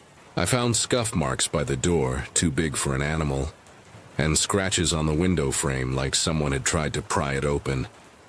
This wasn't a prank. Someone had targeted my house, and I needed to know why. I knocked on my neighbor's door. Frank, a retired trucker who'd lived here for decades. "See anything odd last night?" I asked. He scratched his chin. "Saw a guy in a hoodie wandering the street around midnight. Didn't know him." "You think he was trying to get in?" My pulse quickened. Frank's words confirmed it. Someone was targeting my house, and it felt deliberate. But who? I didn't have enemies, didn't owe anyone money. Or did I? I racked my brain for answers. I'm a graphic designer, work from home, no workplace drama. My friends are quiet, no bad blood I know of. Then I thought of my ex, Ethan, from a year ago. Our breakup was messy. He was controlling, livid when I started seeing Kate. He'd sent me creepy texts after, stuff like, "You can't just leave me." I'd blocked him, but those eyes last night, they felt like his. Was he the one trying to break in that night? The thought wouldn't let go. I unblocked Ethan's number and checked his social media. His profile was private, but a mutual friend, Amy, had photos with him. Ethan in a hoodie, looking rougher than I remembered. My heart sank. It matched the figure I'd seen. I messaged Amy. "Ethan's been acting strange," she replied. "Asking about you, where you're living now." My blood ran cold. Was he stalking me? Had he been the one trying to get into my house? I ordered a security camera from Amazon, setting it up to watch the backyard. That night, I barely slept, staring at the live feed. At 2 a.m., the motion sensor triggered. I grabbed a baseball bat, heart racing, and checked the screen. A hooded figure stood at the edge of my yard, staring at the house. I leaned close to the window, my voice firm despite the fear. "I've got a gun, and I'm not afraid to use it," I yelled. The figure froze, then bolted into the darkness. My bluff worked again, but I was done living like this. I sent the footage to the police, insisting they act. An officer came, watched the clip, and took a report. "Hard to identify," he said, but promised to investigate. I didn't trust them. I called Frank again. "Same guy in the hoodie," he said. "Saw him around last week too." My fear turned to anger. This was no random thief. Someone was after me, and I had to find out who. Paranoia took over. Every sound made me grab the bat, every shadow a threat. The camera showed nothing for days, but I knew he'd return. I dug deeper into Ethan. Amy sent me a screenshot of his post. "Some people don't get to walk away." It was a threat, aimed at me. I sent it to the police, but they said it wasn't enough evidence. Furious, I called a friend, Nicole, a private investigator. She agreed to help, no charge. I showed her the footage, the post, and told her about Ethan. "He's got a record," she said, "stalking, vandalism. He's dangerous." Nicole suggested a trap.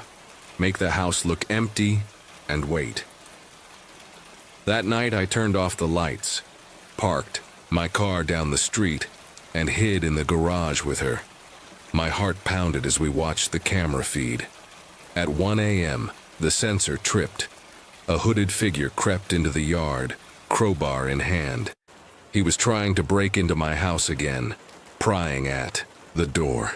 I gripped the bat, whispering, "I've got a gun and I'll shoot." He froze, then ran, dropping the crowbar. My bluff scared him off once more. Nicole chased him but lost him in the woods. We checked the crowbar, initials E.T. Ethan Taylor. It was him. The police took the crowbar and our statements. "We'll grab him," they said. But I wasn't hopeful. Nicole stayed over. "He's not done," she warned. "Obsession like this doesn't stop." The next day, the cops found Ethan at a motel. He denied it, but the crowbar tied him to the scene. They arrested him for attempted burglary, though his lawyer pushed for a deal. Relief came, but it was fragile. Ethan wasn't the type to let go. A week later, a note slid under my door. "This isn't over. Watch your back." No name, but it was Ethan's style. My stomach dropped. Was he alone or was someone helping him? I called Nicole, who checked the motel records. Ethan had a roommate, Marcus, with a rap sheet. Burglary, assault. Was Marcus involved? The idea of two intruders made my skin crawl. I upgraded my security, new locks, better cameras, a motion alarm. But the note haunted me, keeping me up, bat by my side, waiting for the next sound. Fear became my life. Nicole couldn't find Marcus. No address, no trace. Ethan's trial was months away, and I was a wreck, checking cameras constantly. Kate begged us to move, but I wasn't ready to run. I needed answers. Then at 3 a.m. the alarm blared. I grabbed the bat, checked the feed. A figure stood in my driveway, taller, no hoodie, not Ethan. My heart stopped. "Marcus," I shouted. "I'm armed and I'll shoot." He stared, a glint in his hand. Maybe a knife. I yelled again. He ran, gone in seconds. The police found nothing, just my story. Nicole watched the footage. "Not Ethan," she said. "Could be Marcus or someone else. You're not safe." Her words sank in. I thought Ethan was the problem, but this was bigger. I started packing. Kate was right, we had to go. But first, I needed the truth. Nicole found Marcus's last address, a dump across town. We went, nerve shot. It was empty, but a photo was pinned to the wall. Me, walking to my car, unaware. My knees buckled. This wasn't just Ethan. It was a network, targeting me, maybe others. Nicole's police contact raided the place, finding more photos. Not just me, but neighbors, locals. Marcus was part of a burglary ring, picking houses for bigger scores. Ethan's trial ended with a plea, 6 months. Marcus vanished, no charges. The cops called it a win, but I felt exposed. Kate and I moved to a new city, leaving the house behind. The cameras, the bat, the fear. I tried to let it go. But one night my phone buzzed, an unknown number. The text read, "You can't hide forever." I deleted it, but the chills stayed. Still check behind me, wondering if Marcus is out there or someone else. Those nights changed me. I thought, a bluff could keep me safe, but some threats don't run. They wait. The message popped up on my phone at midnight. Bike still available, $70, meet me tomorrow. It was from a Craigslist seller, and it seemed like the perfect fix for my stolen ride. But that single text was a trap, one that nearly cost me everything. My name's Lily, an 18-year-old working at a gun shop in a sleepy Iowa town. Life here is quiet. Cornfields stretching for miles. Neighbors who wave from porches. The kind of place where you leave your doors unlocked. Or so I thought. I work at a gun store in my town, which is very safe for the most part. However, I always bike to and from work. Well, one day my bike had been stolen by someone from the rack right outside of the shop when I wasn't paying attention.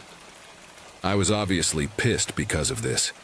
My trusty Schwinn, my lifeline to work and freedom, was gone. With my parents pulling late shifts in the city, I was stranded. I needed a new bike, fast, and on a budget. That night I'd been on my computer, searching through Craigslist to see if I could find an affordable bike to buy. I didn't need a super expensive bike, just one that would get me from point A to point B. Within 20 minutes I had found one that seemed like a steal. It was a standard bike that seemed to be in great condition and was only $70. The seller was only 15 miles away from the nearest city. The listing showed a blue mountain bike, barely used, tires gleaming in the photos. The seller, Jeff, responded within minutes, his messages friendly but curt. "Can you meet tomorrow? Old Mill Road, 6 p.m. His haste made me pause. Why the rush? But $70 was a steal, and I couldn't afford to be picky. My parents had been at work that night, and with no car, I had taken an Uber to the drop-off spot. I booked the ride, my stomach fluttering with excitement and a nagging unease. I'd never used Craigslist before, but it seemed simple enough. How risky could buying a bike be? The next day, the Uber wound through desolate country roads, the sky heavy with gray clouds. I reread Jeff's messages, noticing a new one. "Bring cash. Don't be late." The words felt sharp, like an order. I shook it off, blaming my nerves. Growing up in a town of 2,000, I wasn't used to dealing with strangers. My life revolved around the gun shop, school, and quiet nights at home, but I needed that bike. The shop's long hours, dealing with hunters, curious teens, and the occasional creep, meant walking wasn't an option.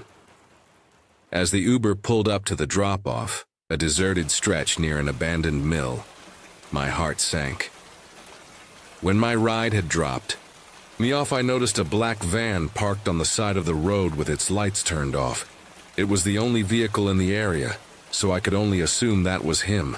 No houses, no people, just that van, squat and ominous, its dark windows staring back. I texted Jeff. "Is that you in the van?" He replied instantly. "Yeah, come over." I stood frozen, the van looming like a predator in the dusk. My instincts screamed to leave, but I'd spent $20 on the Uber, and the bike was my ticket to normalcy. I took a deep breath and walked toward the van, each step heavier. I ever so slowly walk over towards the driver's side when I see a man roll down his window and introduced himself as Jeff. He was middle-aged, scruffy beard, eyes that avoided mine. "Bike's in the back," he said, his voice low, almost a growl. He had claimed that he was the one selling the bike and that it was in the back of the van. I nodded, forcing calm, but my hands shook as I moved to the rear doors. The van's windows were tinted, impossible to see through, and a faint smell of oil and something sour clung to the air. My heart thudded. Something was wrong. As I reached for the handle, a flicker of movement caught my eye through the rear window. As I'm about to open the doors, I can see very faintly from the window a man wearing a vendetta mask staring back at me. My heart stopped. His eyes, cold and unblinking behind the white mask, locked onto mine. The second I noticed him, I instantly knew that this wasn't some exchange, and there was definitely no bike. This was a trap. Two men, a secluded road, no witnesses. My mind raced. Run, scream, fight? I stepped back, forcing a smile. I told the driver that I didn't need the bike anymore and that he could go. Jeff's face twisted, a flash of anger. "Wait, I'll drop the price," he called. But I was already walking, fast, toward a Walmart a half-mile back. I start running towards a nearby Walmart when the driver tries negotiating that he'd lower the price, but no matter what he said, I still ignored him. My sneakers pounded the pavement, the van's engine roaring behind me. I glanced back. Jeff leaned out the window, shouting, but the van didn't follow.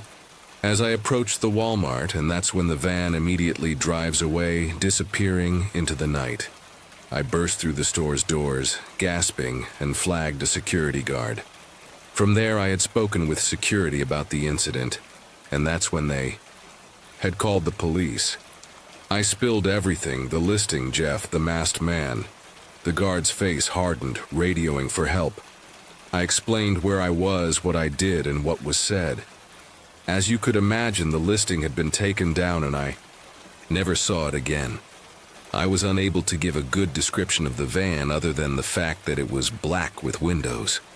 Waiting for the cops, I replayed the day. Jeff's messages had been off, but I'd ignored the signs. Yesterday, a text from an unknown number. Be careful who you trust. I thought it was a prank, but now it felt like a warning. Had someone known Jeff's plan? The police arrived, 2 officers with stern faces.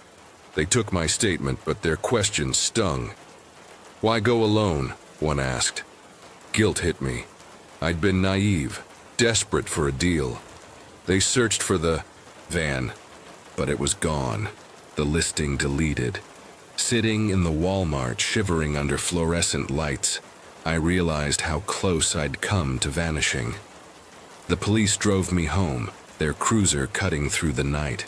I sat in the back, replaying the masked man's stare, Jeff's growl. My parents were at work, oblivious, and I didn't tell them.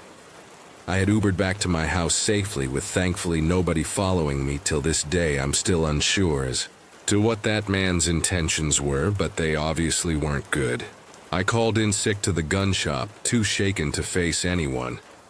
I scoured Craigslist, hoping to find the listing, but it was gone. Like Jeff never existed.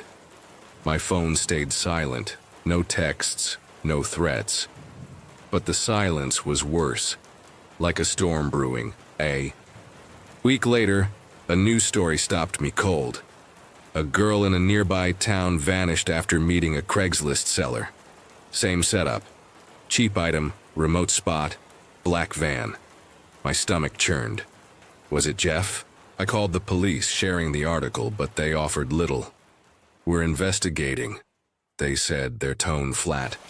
I dug into forums, finding stories about a Jeff luring buyers, some vanishing. One post, old and deleted, chilled.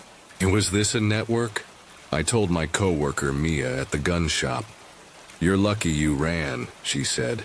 She mentioned a customer seeing a black van near the shop weeks ago, always at night. I hadn't noticed, but now every detail felt like a clue. I started carrying pepper spray, checking my surroundings obsessively. My town didn't feel safe anymore.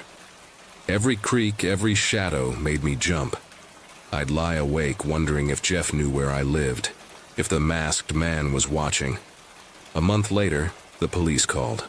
They'd traced similar Craigslist scams to a group operating across states, using fake listings to lure victims.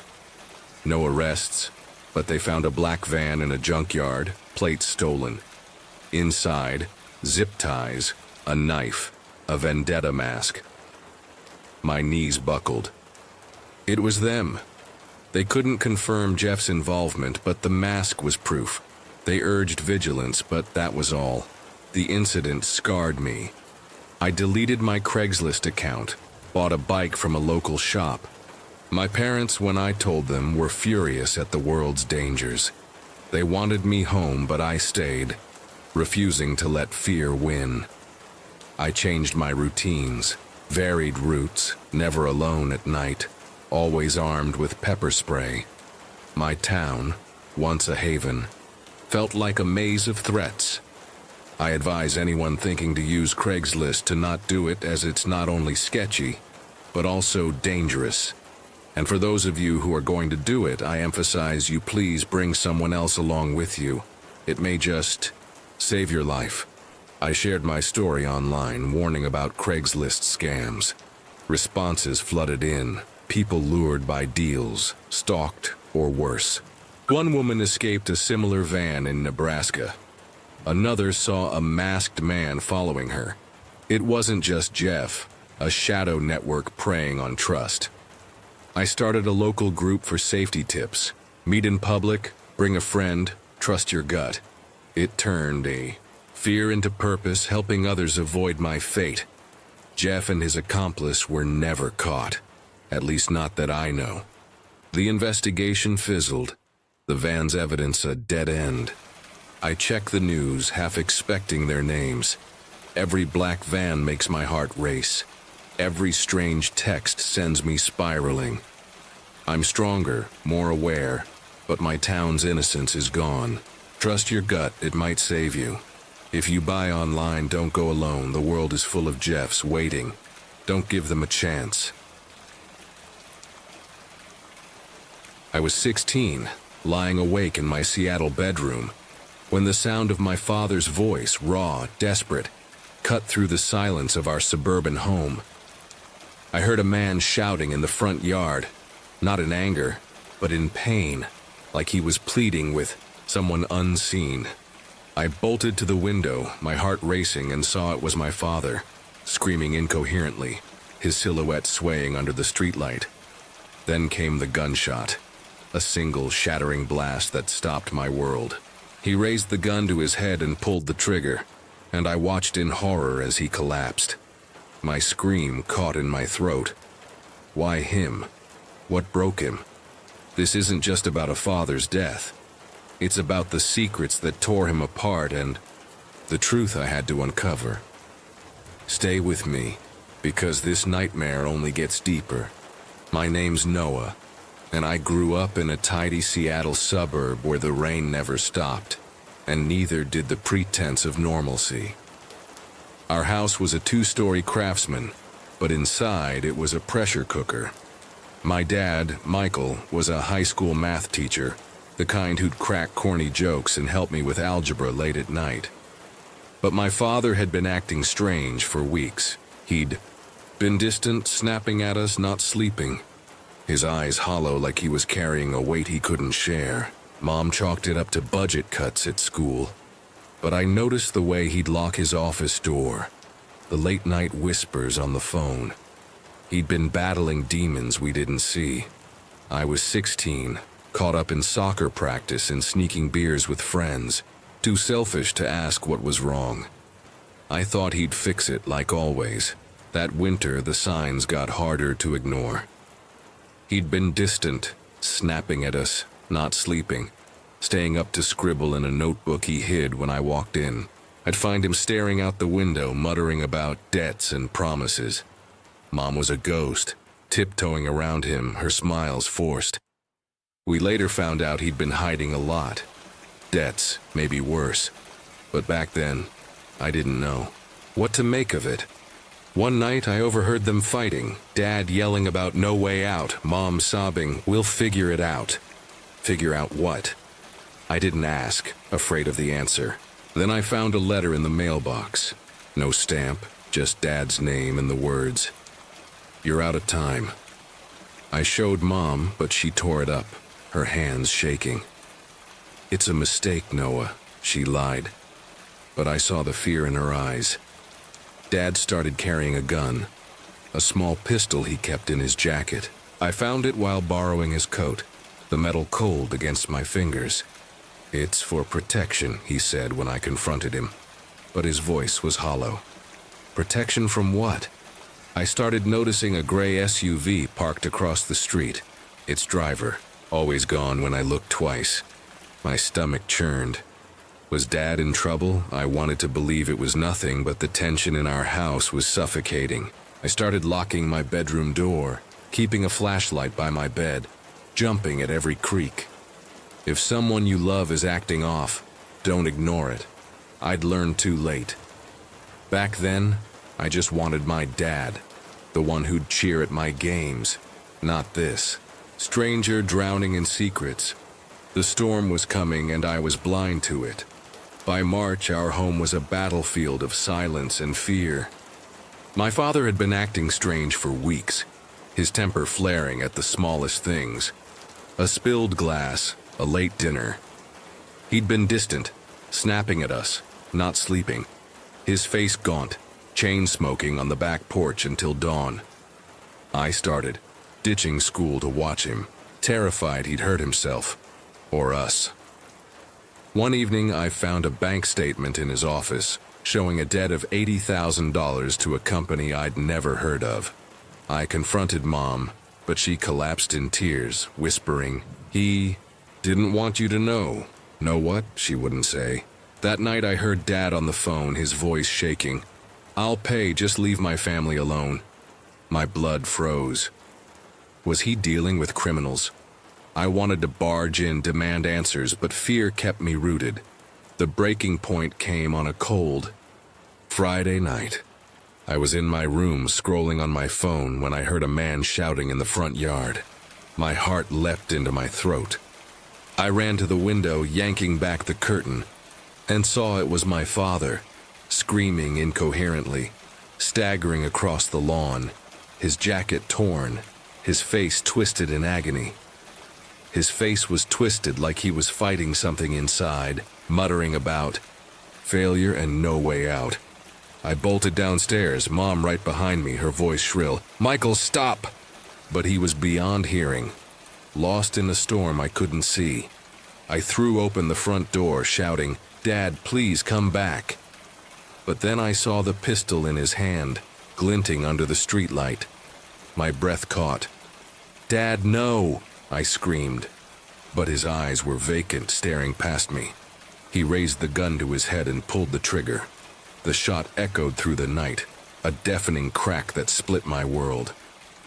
I watched in horror as he collapsed, blood pooling on the grass, his body limp. I stood there, frozen, unable to move or scream. My mind a blank void. My mind went blank, like the world stopped. My mom screamed, neighbors came running, their faces a blur of shock and pity. I don't know how long I stood there staring at Dad's lifeless form, the gun beside him. Mom fell to her knees sobbing, clutching his hand, but I couldn't move, couldn't cry, couldn't think. The police arrived and confirmed he was gone, their radios crackling as they sealed off the yard. They asked questions, but I couldn't answer, my voice trapped in a haze of disbelief. Why? What had broken him so completely? The cops found a note in Dad's pocket, scrawled in his shaky hand. Noah, I'm sorry. I couldn't save us. Save us from what? I clutched the note, my hands trembling as neighbors whispered behind their curtains. I heard one mutter, he was always off, and I wanted to shout that he was my dad, not a freak. But the truth gnawed at me. I hadn't known him, not this version. Consumed by demons I'd ignored. The next day I tore through his office, desperate for answers. In a locked drawer, I found a folder. Bank records, IOUs, and a name. Marcus Kane, a loan shark with ties to Seattle's underbelly. We later found out he'd been hiding a lot. Debts, maybe worse. Debts tied to a failed investment, compounded by gambling losses Dad had buried. There was also a photo of a man in a gray SUV watching our house. My stomach dropped. Whoever Kane was, he'd driven Dad to this, and I was terrified he'd come for us next. After Dad's funeral, our house felt like a tomb. Mom barely ate, her eyes red from crying, while I became consumed with the folder. I locked myself in my room, poring over every document. The debts were crippling. $120,000 owed to Marcus Kane's operation, tied to a real estate deal Dad had botched years ago. We later found out he'd been hiding a lot. Debts, maybe worse, including gambling debts that had spiraled out of control. The photo of the man in the SUV was clipped to a threatening letter. Pay Michael or your family's next. My heart pounded. Dad hadn't just been reckless. He'd been hunted, cornered by men who thrived on fear. He'd been battling demons we didn't see, and I'd been too blind to help. I showed the folder to Mom, but she pushed it away, sobbing. I told him to stop, Noah. Stop what? She admitted Dad had borrowed from Kane to save his failing investment, thinking he could outsmart the system. When it collapsed, Kane's threats began. Calls, letters, that SUV circling our street. I remembered Dad's late-night pacing, his gun, his desperation. I keep replaying that night, wondering if I could have stopped him, wondering if I'd asked more, pushed harder. Could I have pulled him back? The guilt was a knife, twisting deeper with every discovery. I went to the police with the folder, my hands shaking as I laid out the letters, the photo, the bank records. They were skeptical at first. Kane was a known figure, but slippery, always one step ahead. "We'll investigate," they promised. But I wasn't waiting. I tracked down Dad's old friend Charlie, a retired cop who'd known him since college. Charlie's face fell when I mentioned Kane. "Your dad was in over his head," he said. "Kane's not just a lender, he's a predator. He breaks people for sport." Charlie gave me a lead. Kane's crew operated out of a bar downtown, a front for their extortion racket. Against Mom's pleas, I went there, hiding in the shadows across the street. I saw the man from the photo, his leather jacket unmistakable, laughing with two others. My blood ran cold. They were real, and they'd destroyed my dad. Back home, I found a USB drive in Dad's desk, buried under papers. It held audio files, recordings, of Dad's calls with Kane. One, dated the week he died, chilled me. "You're done, Michael. Your kid's next if you don't pay." Kane's voice was ice, and Dad's was broken, pleading for time. I realized then, every detail haunts. That night wasn't just despair. It was Dad choosing death over letting Kane touch me. I handed the USB to the police, who finally took it seriously. They raided Kane's bar, arresting 4 of his men, but Kane vanished. The USB tied him to Dad's case, extortion, harassment, and a paper trail to other victims. They found a list in the bar, names of debtors. Dad's crossed out with "handled" written beside it. Handled how? By driving him to suicide? I felt sick, knowing Dad's death was Kane's victory, and he was still out there. The fear didn't stop. That gray SUV appeared again, parked a block away, its driver gone when I approached. I started carrying Dad's old pocket knife, checking the locks, sleeping with one eye open. I keep replaying that night, wondering if I could have stopped him. But now I wondered if I was next. The police put a patrol on our street, but it didn't ease the dread. Mom and I argued. She wanted to move. I wanted to fight. Kane had taken Dad. I wouldn't let him take my life too. But the nightmares were relentless, eh? Dad's face, the gun, Kane's voice on that USB. Promising pain. A year later, the police caught Kane in a sting operation in Portland, nailing him for racketeering and 2 murders. The USB and folder were key, linking him to Dad's death and 6 other extortion cases. I testified in court, my voice steady as I stared into Kane's dead eyes, his smirk gone. He got life without parole, but it didn't erase the hole Dad left. I keep replaying that night, wondering if I could have stopped him, wondering if I'd seen the signs. He'd been distant, snapping at us, not sleeping. His face was twisted, like he was fighting something inside. Could I have saved him? Every detail haunts me. Mom and I moved to a small apartment across town, leaving the house where Dad's blood stained the grass. I started college, majoring in psychology, driven to understand the demons that took him. But the scars linger. I stood there, frozen, unable to move or scream. That moment burned into me, triggered by every loud noise, every shadow. Therapy helps, but the guilt is a shadow I can't shake. If someone you love is acting off, don't ignore it. Dad's silence, he'd been battling demons we didn't see, cost him his life, and I'll always wonder if my silence cost him too. If someone you love is acting off, don't ignore it, I tell everyone now. Look for the signs: withdrawal, anger, secrets. Ask hard questions even when they push back. Get help, a therapist, a hotline, a friend. Dad thought he was protecting me by hiding his pain, but it only left me to pick up the pieces. You might save them. I keep his old watch, the one he wore. teaching me to ride a bike as a reminder of who he was before Cain, before the debts. Some nights I dream of him, not the broken man, but the dad who laughed, who believed in me. It's what keeps me going.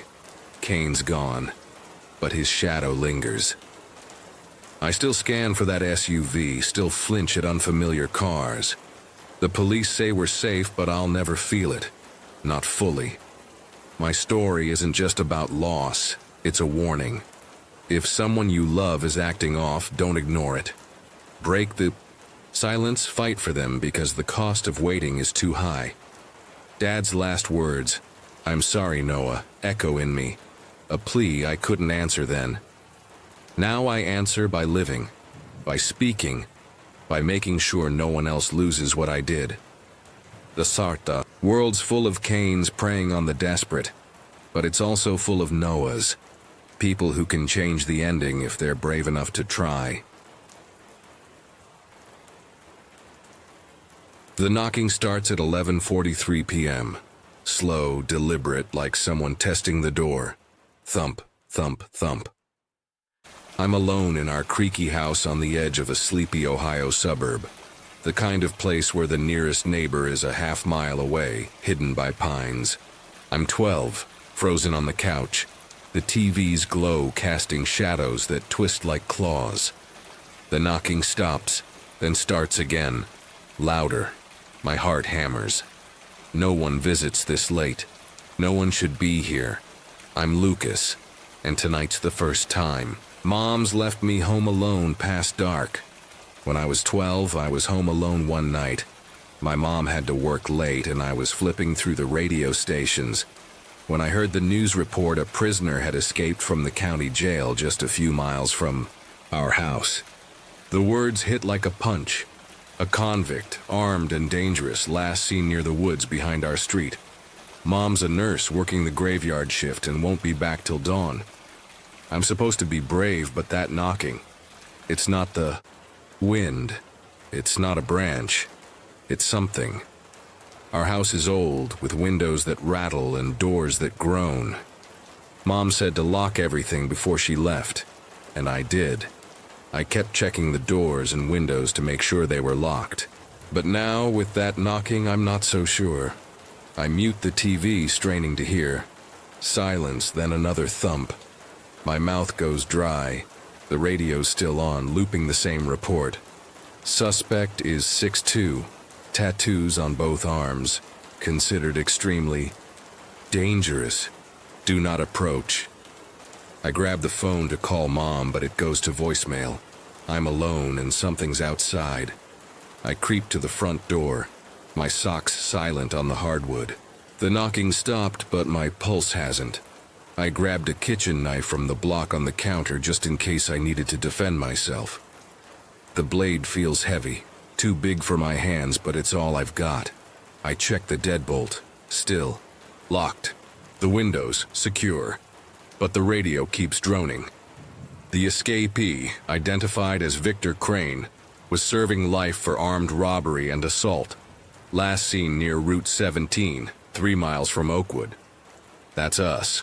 Oakwood's my street. I turn off the radio. The silence worse than the noise. Every creak of the house feels like a footstep. I kept hearing strange noises like branches snapping outside or footsteps on the gravel driveway. I tell myself it's just the wind, but my mind conjures Crane. Tall, tattooed, eyes like a wolf's prowling the woods. I peek through the blinds. Nothing but darkness and the sway of pines. Then a faint crack like a twig snapping. My grip tightens on the knife. I run to the kitchen, double-checking the back door. Locked. But the window above the sink is fogged, like someone breathed on it. My stomach lurches. Was that there before? I wipe it clean, heart racing, and scan the backyard. The motion lights off, but something moves. A shadow, quick and low, near the shed. I blink, and it's gone. Am I imagining this? Mom always says I've got an overactive imagination, but this feels real. I dial Mom again. Voicemail. Mom, it's me. There's noises outside. Call me back. I hang up, feeling smaller than ever. The house is too big, too quiet. I want to hide. But where? The basement's creepy, the attic's worse. I decided to hide in my bedroom because it felt safer. I grab a blanket and the knife, bolting upstairs, locking the bedroom door behind me.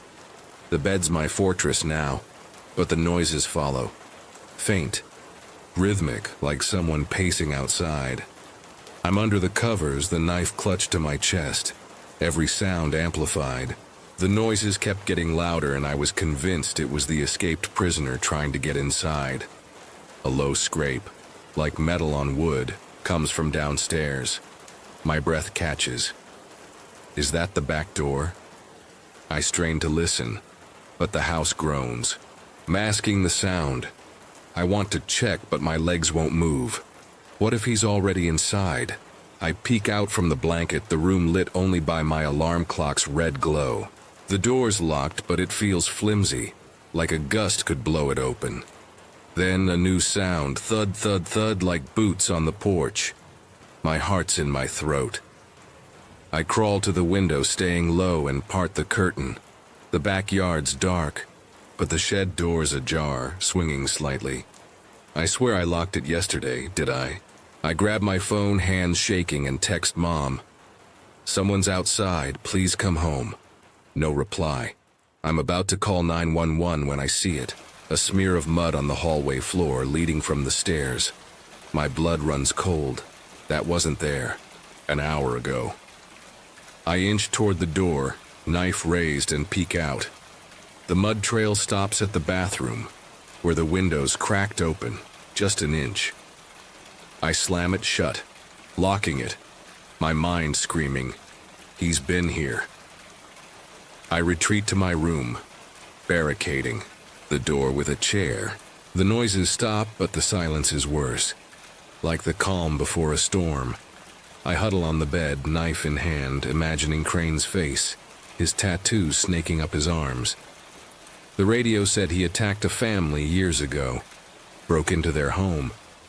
Is that what he's doing now? I whisper to myself. You're okay, Lucas, just stay quiet. But I'm not okay. I'm terrified. The clock ticks past midnight, each second stretching into eternity. I'm still in my room, knife trembling in my hands, when a loud bang shakes the house, like a door slamming open. I was so scared that I stayed in my room, clutching the knife and praying for my mom to come home.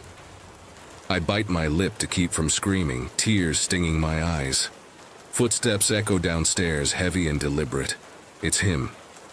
It has to be Crane. I fumble for my phone, dialing 911. There's someone in my house, I whisper, voice breaking. I'm alone. Please hurry.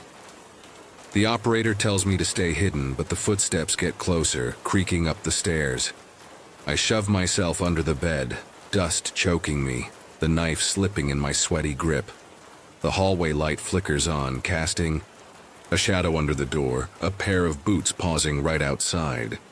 I hold my breath, praying he doesn't try the knob. The boots move away, but then I hear a voice, low, gravelly, muttering something I can't make out.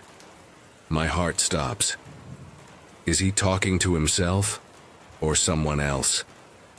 I'm shaking so hard the knife clatters against the floor. The muttering stops. Silence. Then the front door slams again and tires screech on the gravel. Headlights flood the room, red and blue. Sirens wail. When my mom finally got home, she explained that the noises were probably just the wind or some animals outside, and that the prisoner had been caught hours before I even heard the news report. I crawl out sobbing as police bang on the door. Mom rushes in, hugging me, saying I'm safe. The cops search the house. Nothing's missing, no one's there. But I know what I heard. I know what I saw. The cops leave and Mom tucks me into bed, promising I'm safe. But that night left me traumatized. I never wanted to be home alone again after that. I try to believe her, But the mud on the floor, the open shed, the footsteps, they don't feel like the wind. I lie awake, replaying every sound, every shadow. Was it really nothing? Or did Crane come closer than anyone knows? The next morning, I find something in the backyard. A rusted pocket knife, half buried in the dirt near the shed. My stomach drops. It's not mine, not Mom's. I don't tell her, but I hide it in my drawer, afraid to know whose it is. At school, kids whisper about Crane, saying he was caught 20 miles away, hours before I heard the radio. But the news never mentioned that knife or why the shed was open.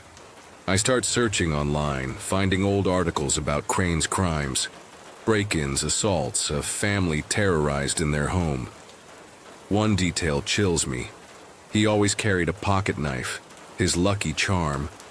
Weeks pass, and life creeps back to normal. Mom works late, but I beg to stay with a friend when she does. I don't tell her about the knife, or the nightmares where Crane's boots echo in the hall. One night I'm at the library, digging through local crime forums. A post catches my eye. Anyone hear about the Oakwood break-in last month? Cops said it was nothing, but my neighbor saw a tall guy in the woods that night covered in tattoos. My hands shake. Was it Crane? Or am I just paranoid? I never see him again. The radio stops talking about the escape, and Crane's name fades from the news. But that knife stays in my drawer, a reminder that safety is a lie. What if he wasn't caught? What if he's still out there, watching, waiting for another night when I'm alone? In a world where locks can't stop a man like Crane, courage is all I have left, and I'm not sure it's enough. The weight of a loaded gun in your hand is heavier than you expect. Not just the metal, but the choice it carries. One night I stood in my hallway, finger on the trigger, staring at my front door as something, or someone, tried to get in. The scratching at the lock wasn't an animal. It was deliberate, human, and it wanted me. My name's Lucas, and this is the night I learned what it means to face fear head-on, ready to pull the trigger to protect my life. For privacy, I'm keeping names and places vague.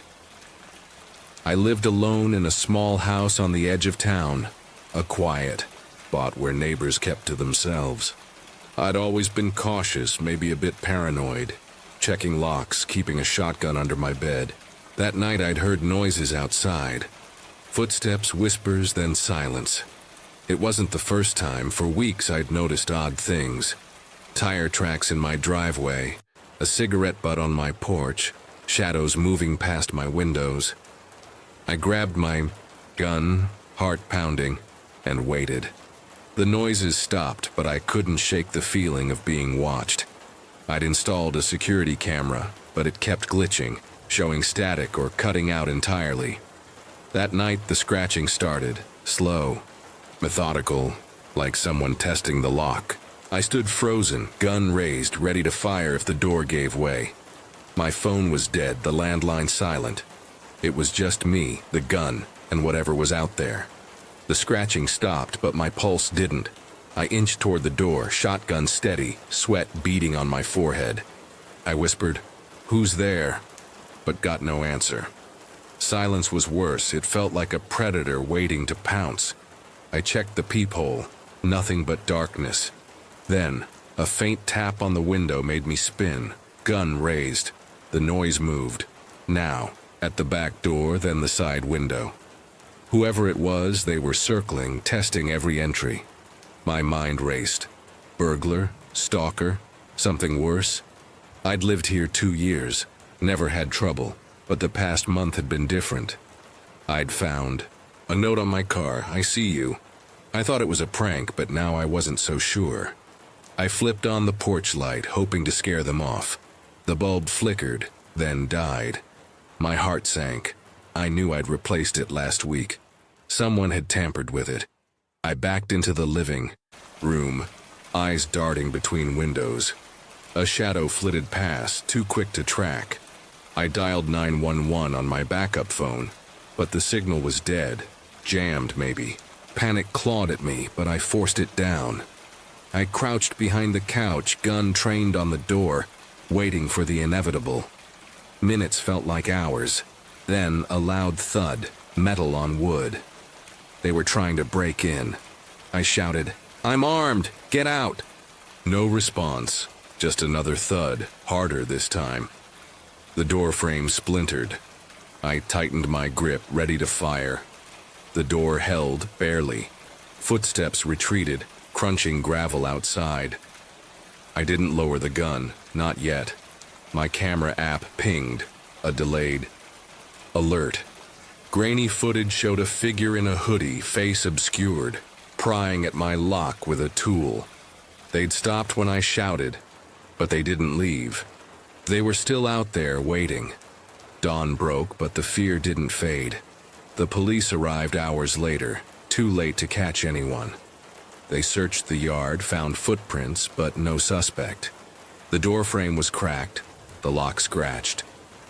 They took my statement, but their questions felt pointed. "Anyone have a grudge against you?" one cop asked. I shook my head, but doubt gnawed at me. I'd pissed off a coworker, Claire, a few months back. She'd been fired after I reported her for stealing tools from the shop. She'd screamed at me, vowing revenge. I brushed it off then, but now, those tire tracks, that note, it could be her. I installed new locks, a better camera system, even a motion sensor. But the incidents didn't stop. Another note appeared, this time in my mailbox. "You can't hide." It was typed, no handwriting, but the message was clear. I showed it to the cops, who filed it as harassment, but had no leads. I started carrying the shotgun everywhere, bedroom, kitchen, even the bathroom. Sleep was a luxury I couldn't afford. Every night I'd check the footage, catching glimpses of that hooded figure, always at the edge of the frame. One clip showed them holding something, a knife maybe. My stomach churned. I dug into Claire's life, asking around discreetly. A buddy at work said she'd been seen in town driving a beat-up sedan that matched the tire tracks.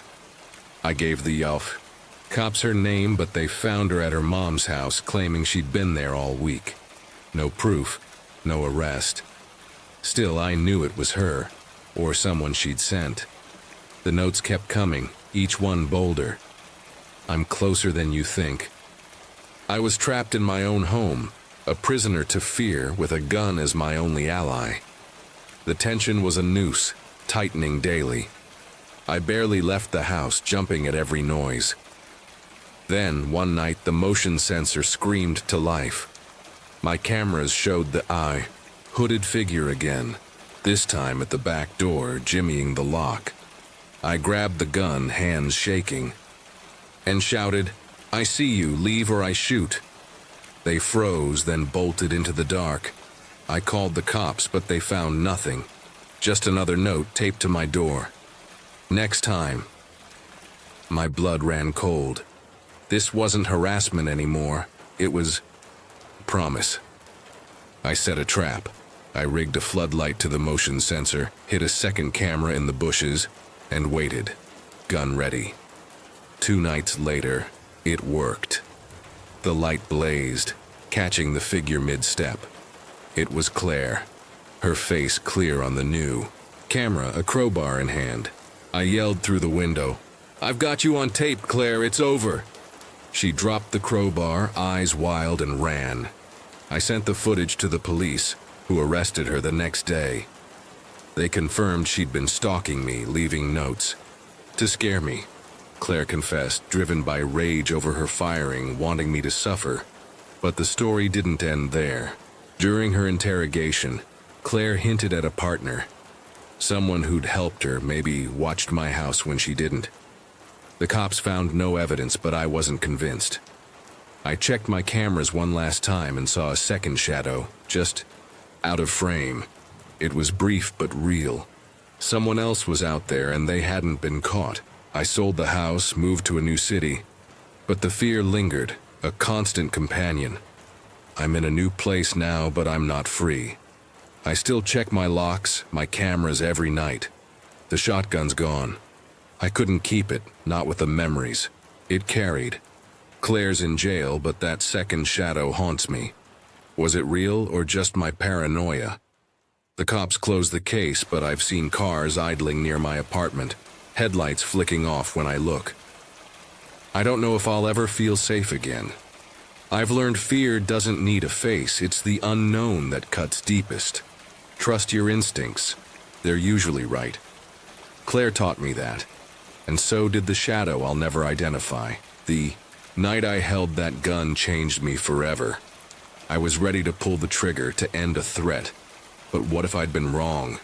What if it wasn't Claire, but a neighbor, a kid? That question keeps me up, alongside the fear of who's still out there. Don't wait for proof to act. If your gut screams danger, listen. It might be the only warning you get. I'm home late, the house dark and still when I climb the stairs to check on my brother. He's been crashing in my spare room, but something feels off tonight. I push open his door, and my breath catches. He's lying on the bed, motionless, blood staining his shirt. My heart stops. I rush to him, shaking, calling his name, but he doesn't move. Then outside, tires screech. I run to the window just in time to see a car speeding away into the night.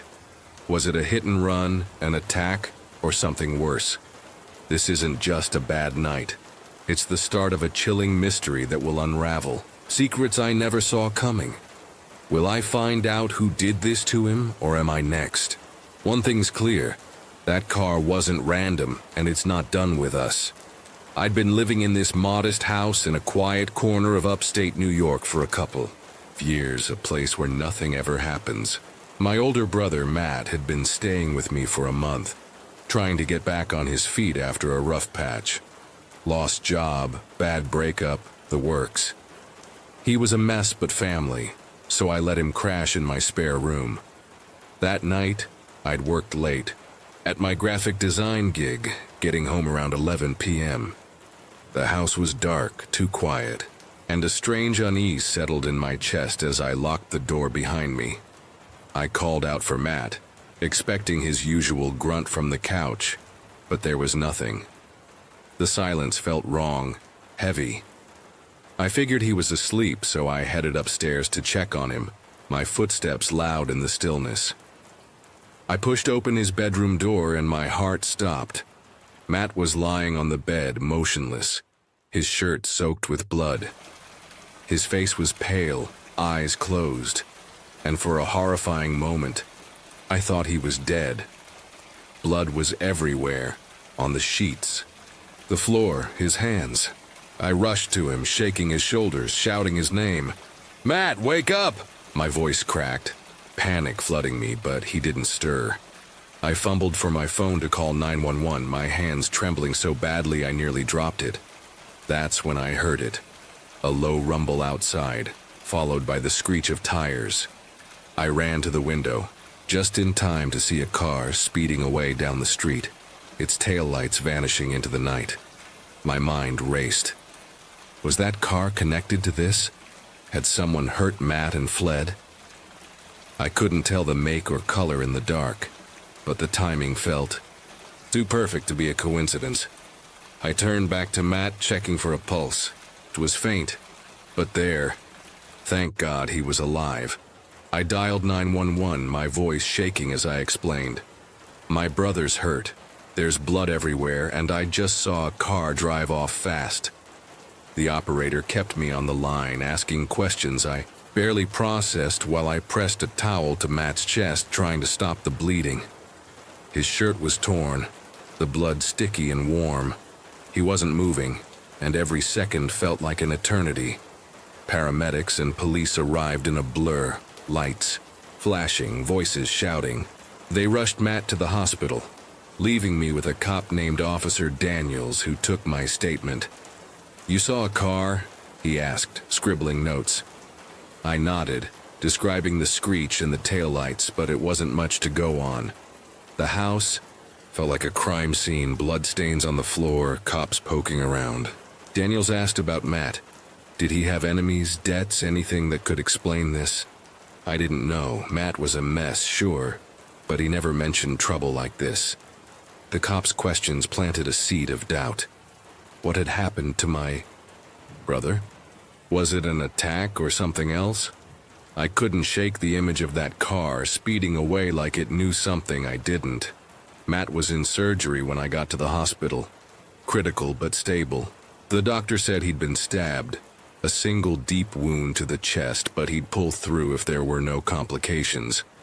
I sat in the waiting room, replaying the night.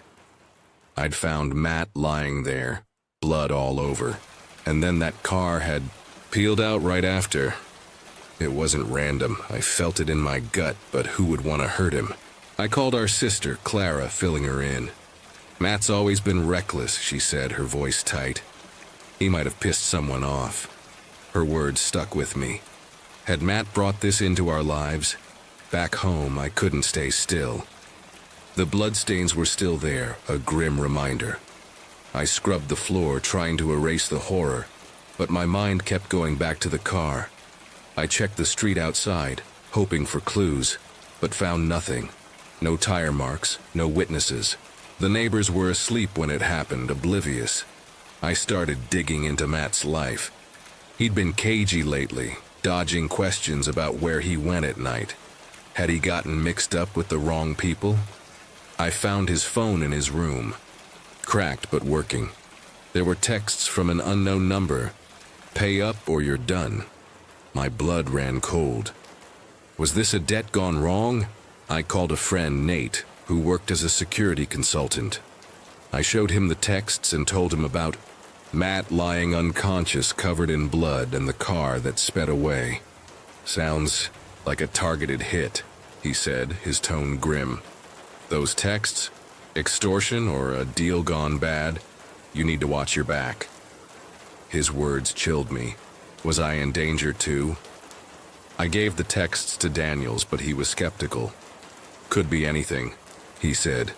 We'll look into it. I didn't trust the cops to act fast enough. Days passed and Matt woke up, weak but alive. He was groggy, dodging my questions. I don't remember much, he mumbled, but his eyes flickered with fear. I pressed him about the texts, the car, but he shut down. Leave it alone, Jess, he said, using my name like a warning. His refusal to talk only fueled my suspicion. What had Matt gotten himself into? I installed cameras around the house, pointing at the street, the driveway, anywhere that car might return. Every night I checked the feeds, my nerves frayed, waiting for those taillights to reappear. Then a week later, the camera caught something. At 2 a.m., a dark sedan slowed in front of my house, idling for a minute before driving off. My heart raced. It wasn't the same car, but the timing felt wrong. I sent the footage to Nate, who ran the plates through a contact.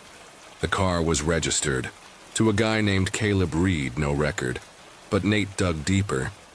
Caleb's linked to some shady types, he said. Loan sharks, small-time dealers. Matt might owe them money. The pieces were falling into place, but they terrified me. Had that car been involved in what happened to Matt? I confronted Matt at the hospital, showing him the footage. His face went pale. I borrowed some cash, he admitted, voice low. Couldn't pay it back, they warned me, but I didn't think... He trailed off, guilt in his eyes.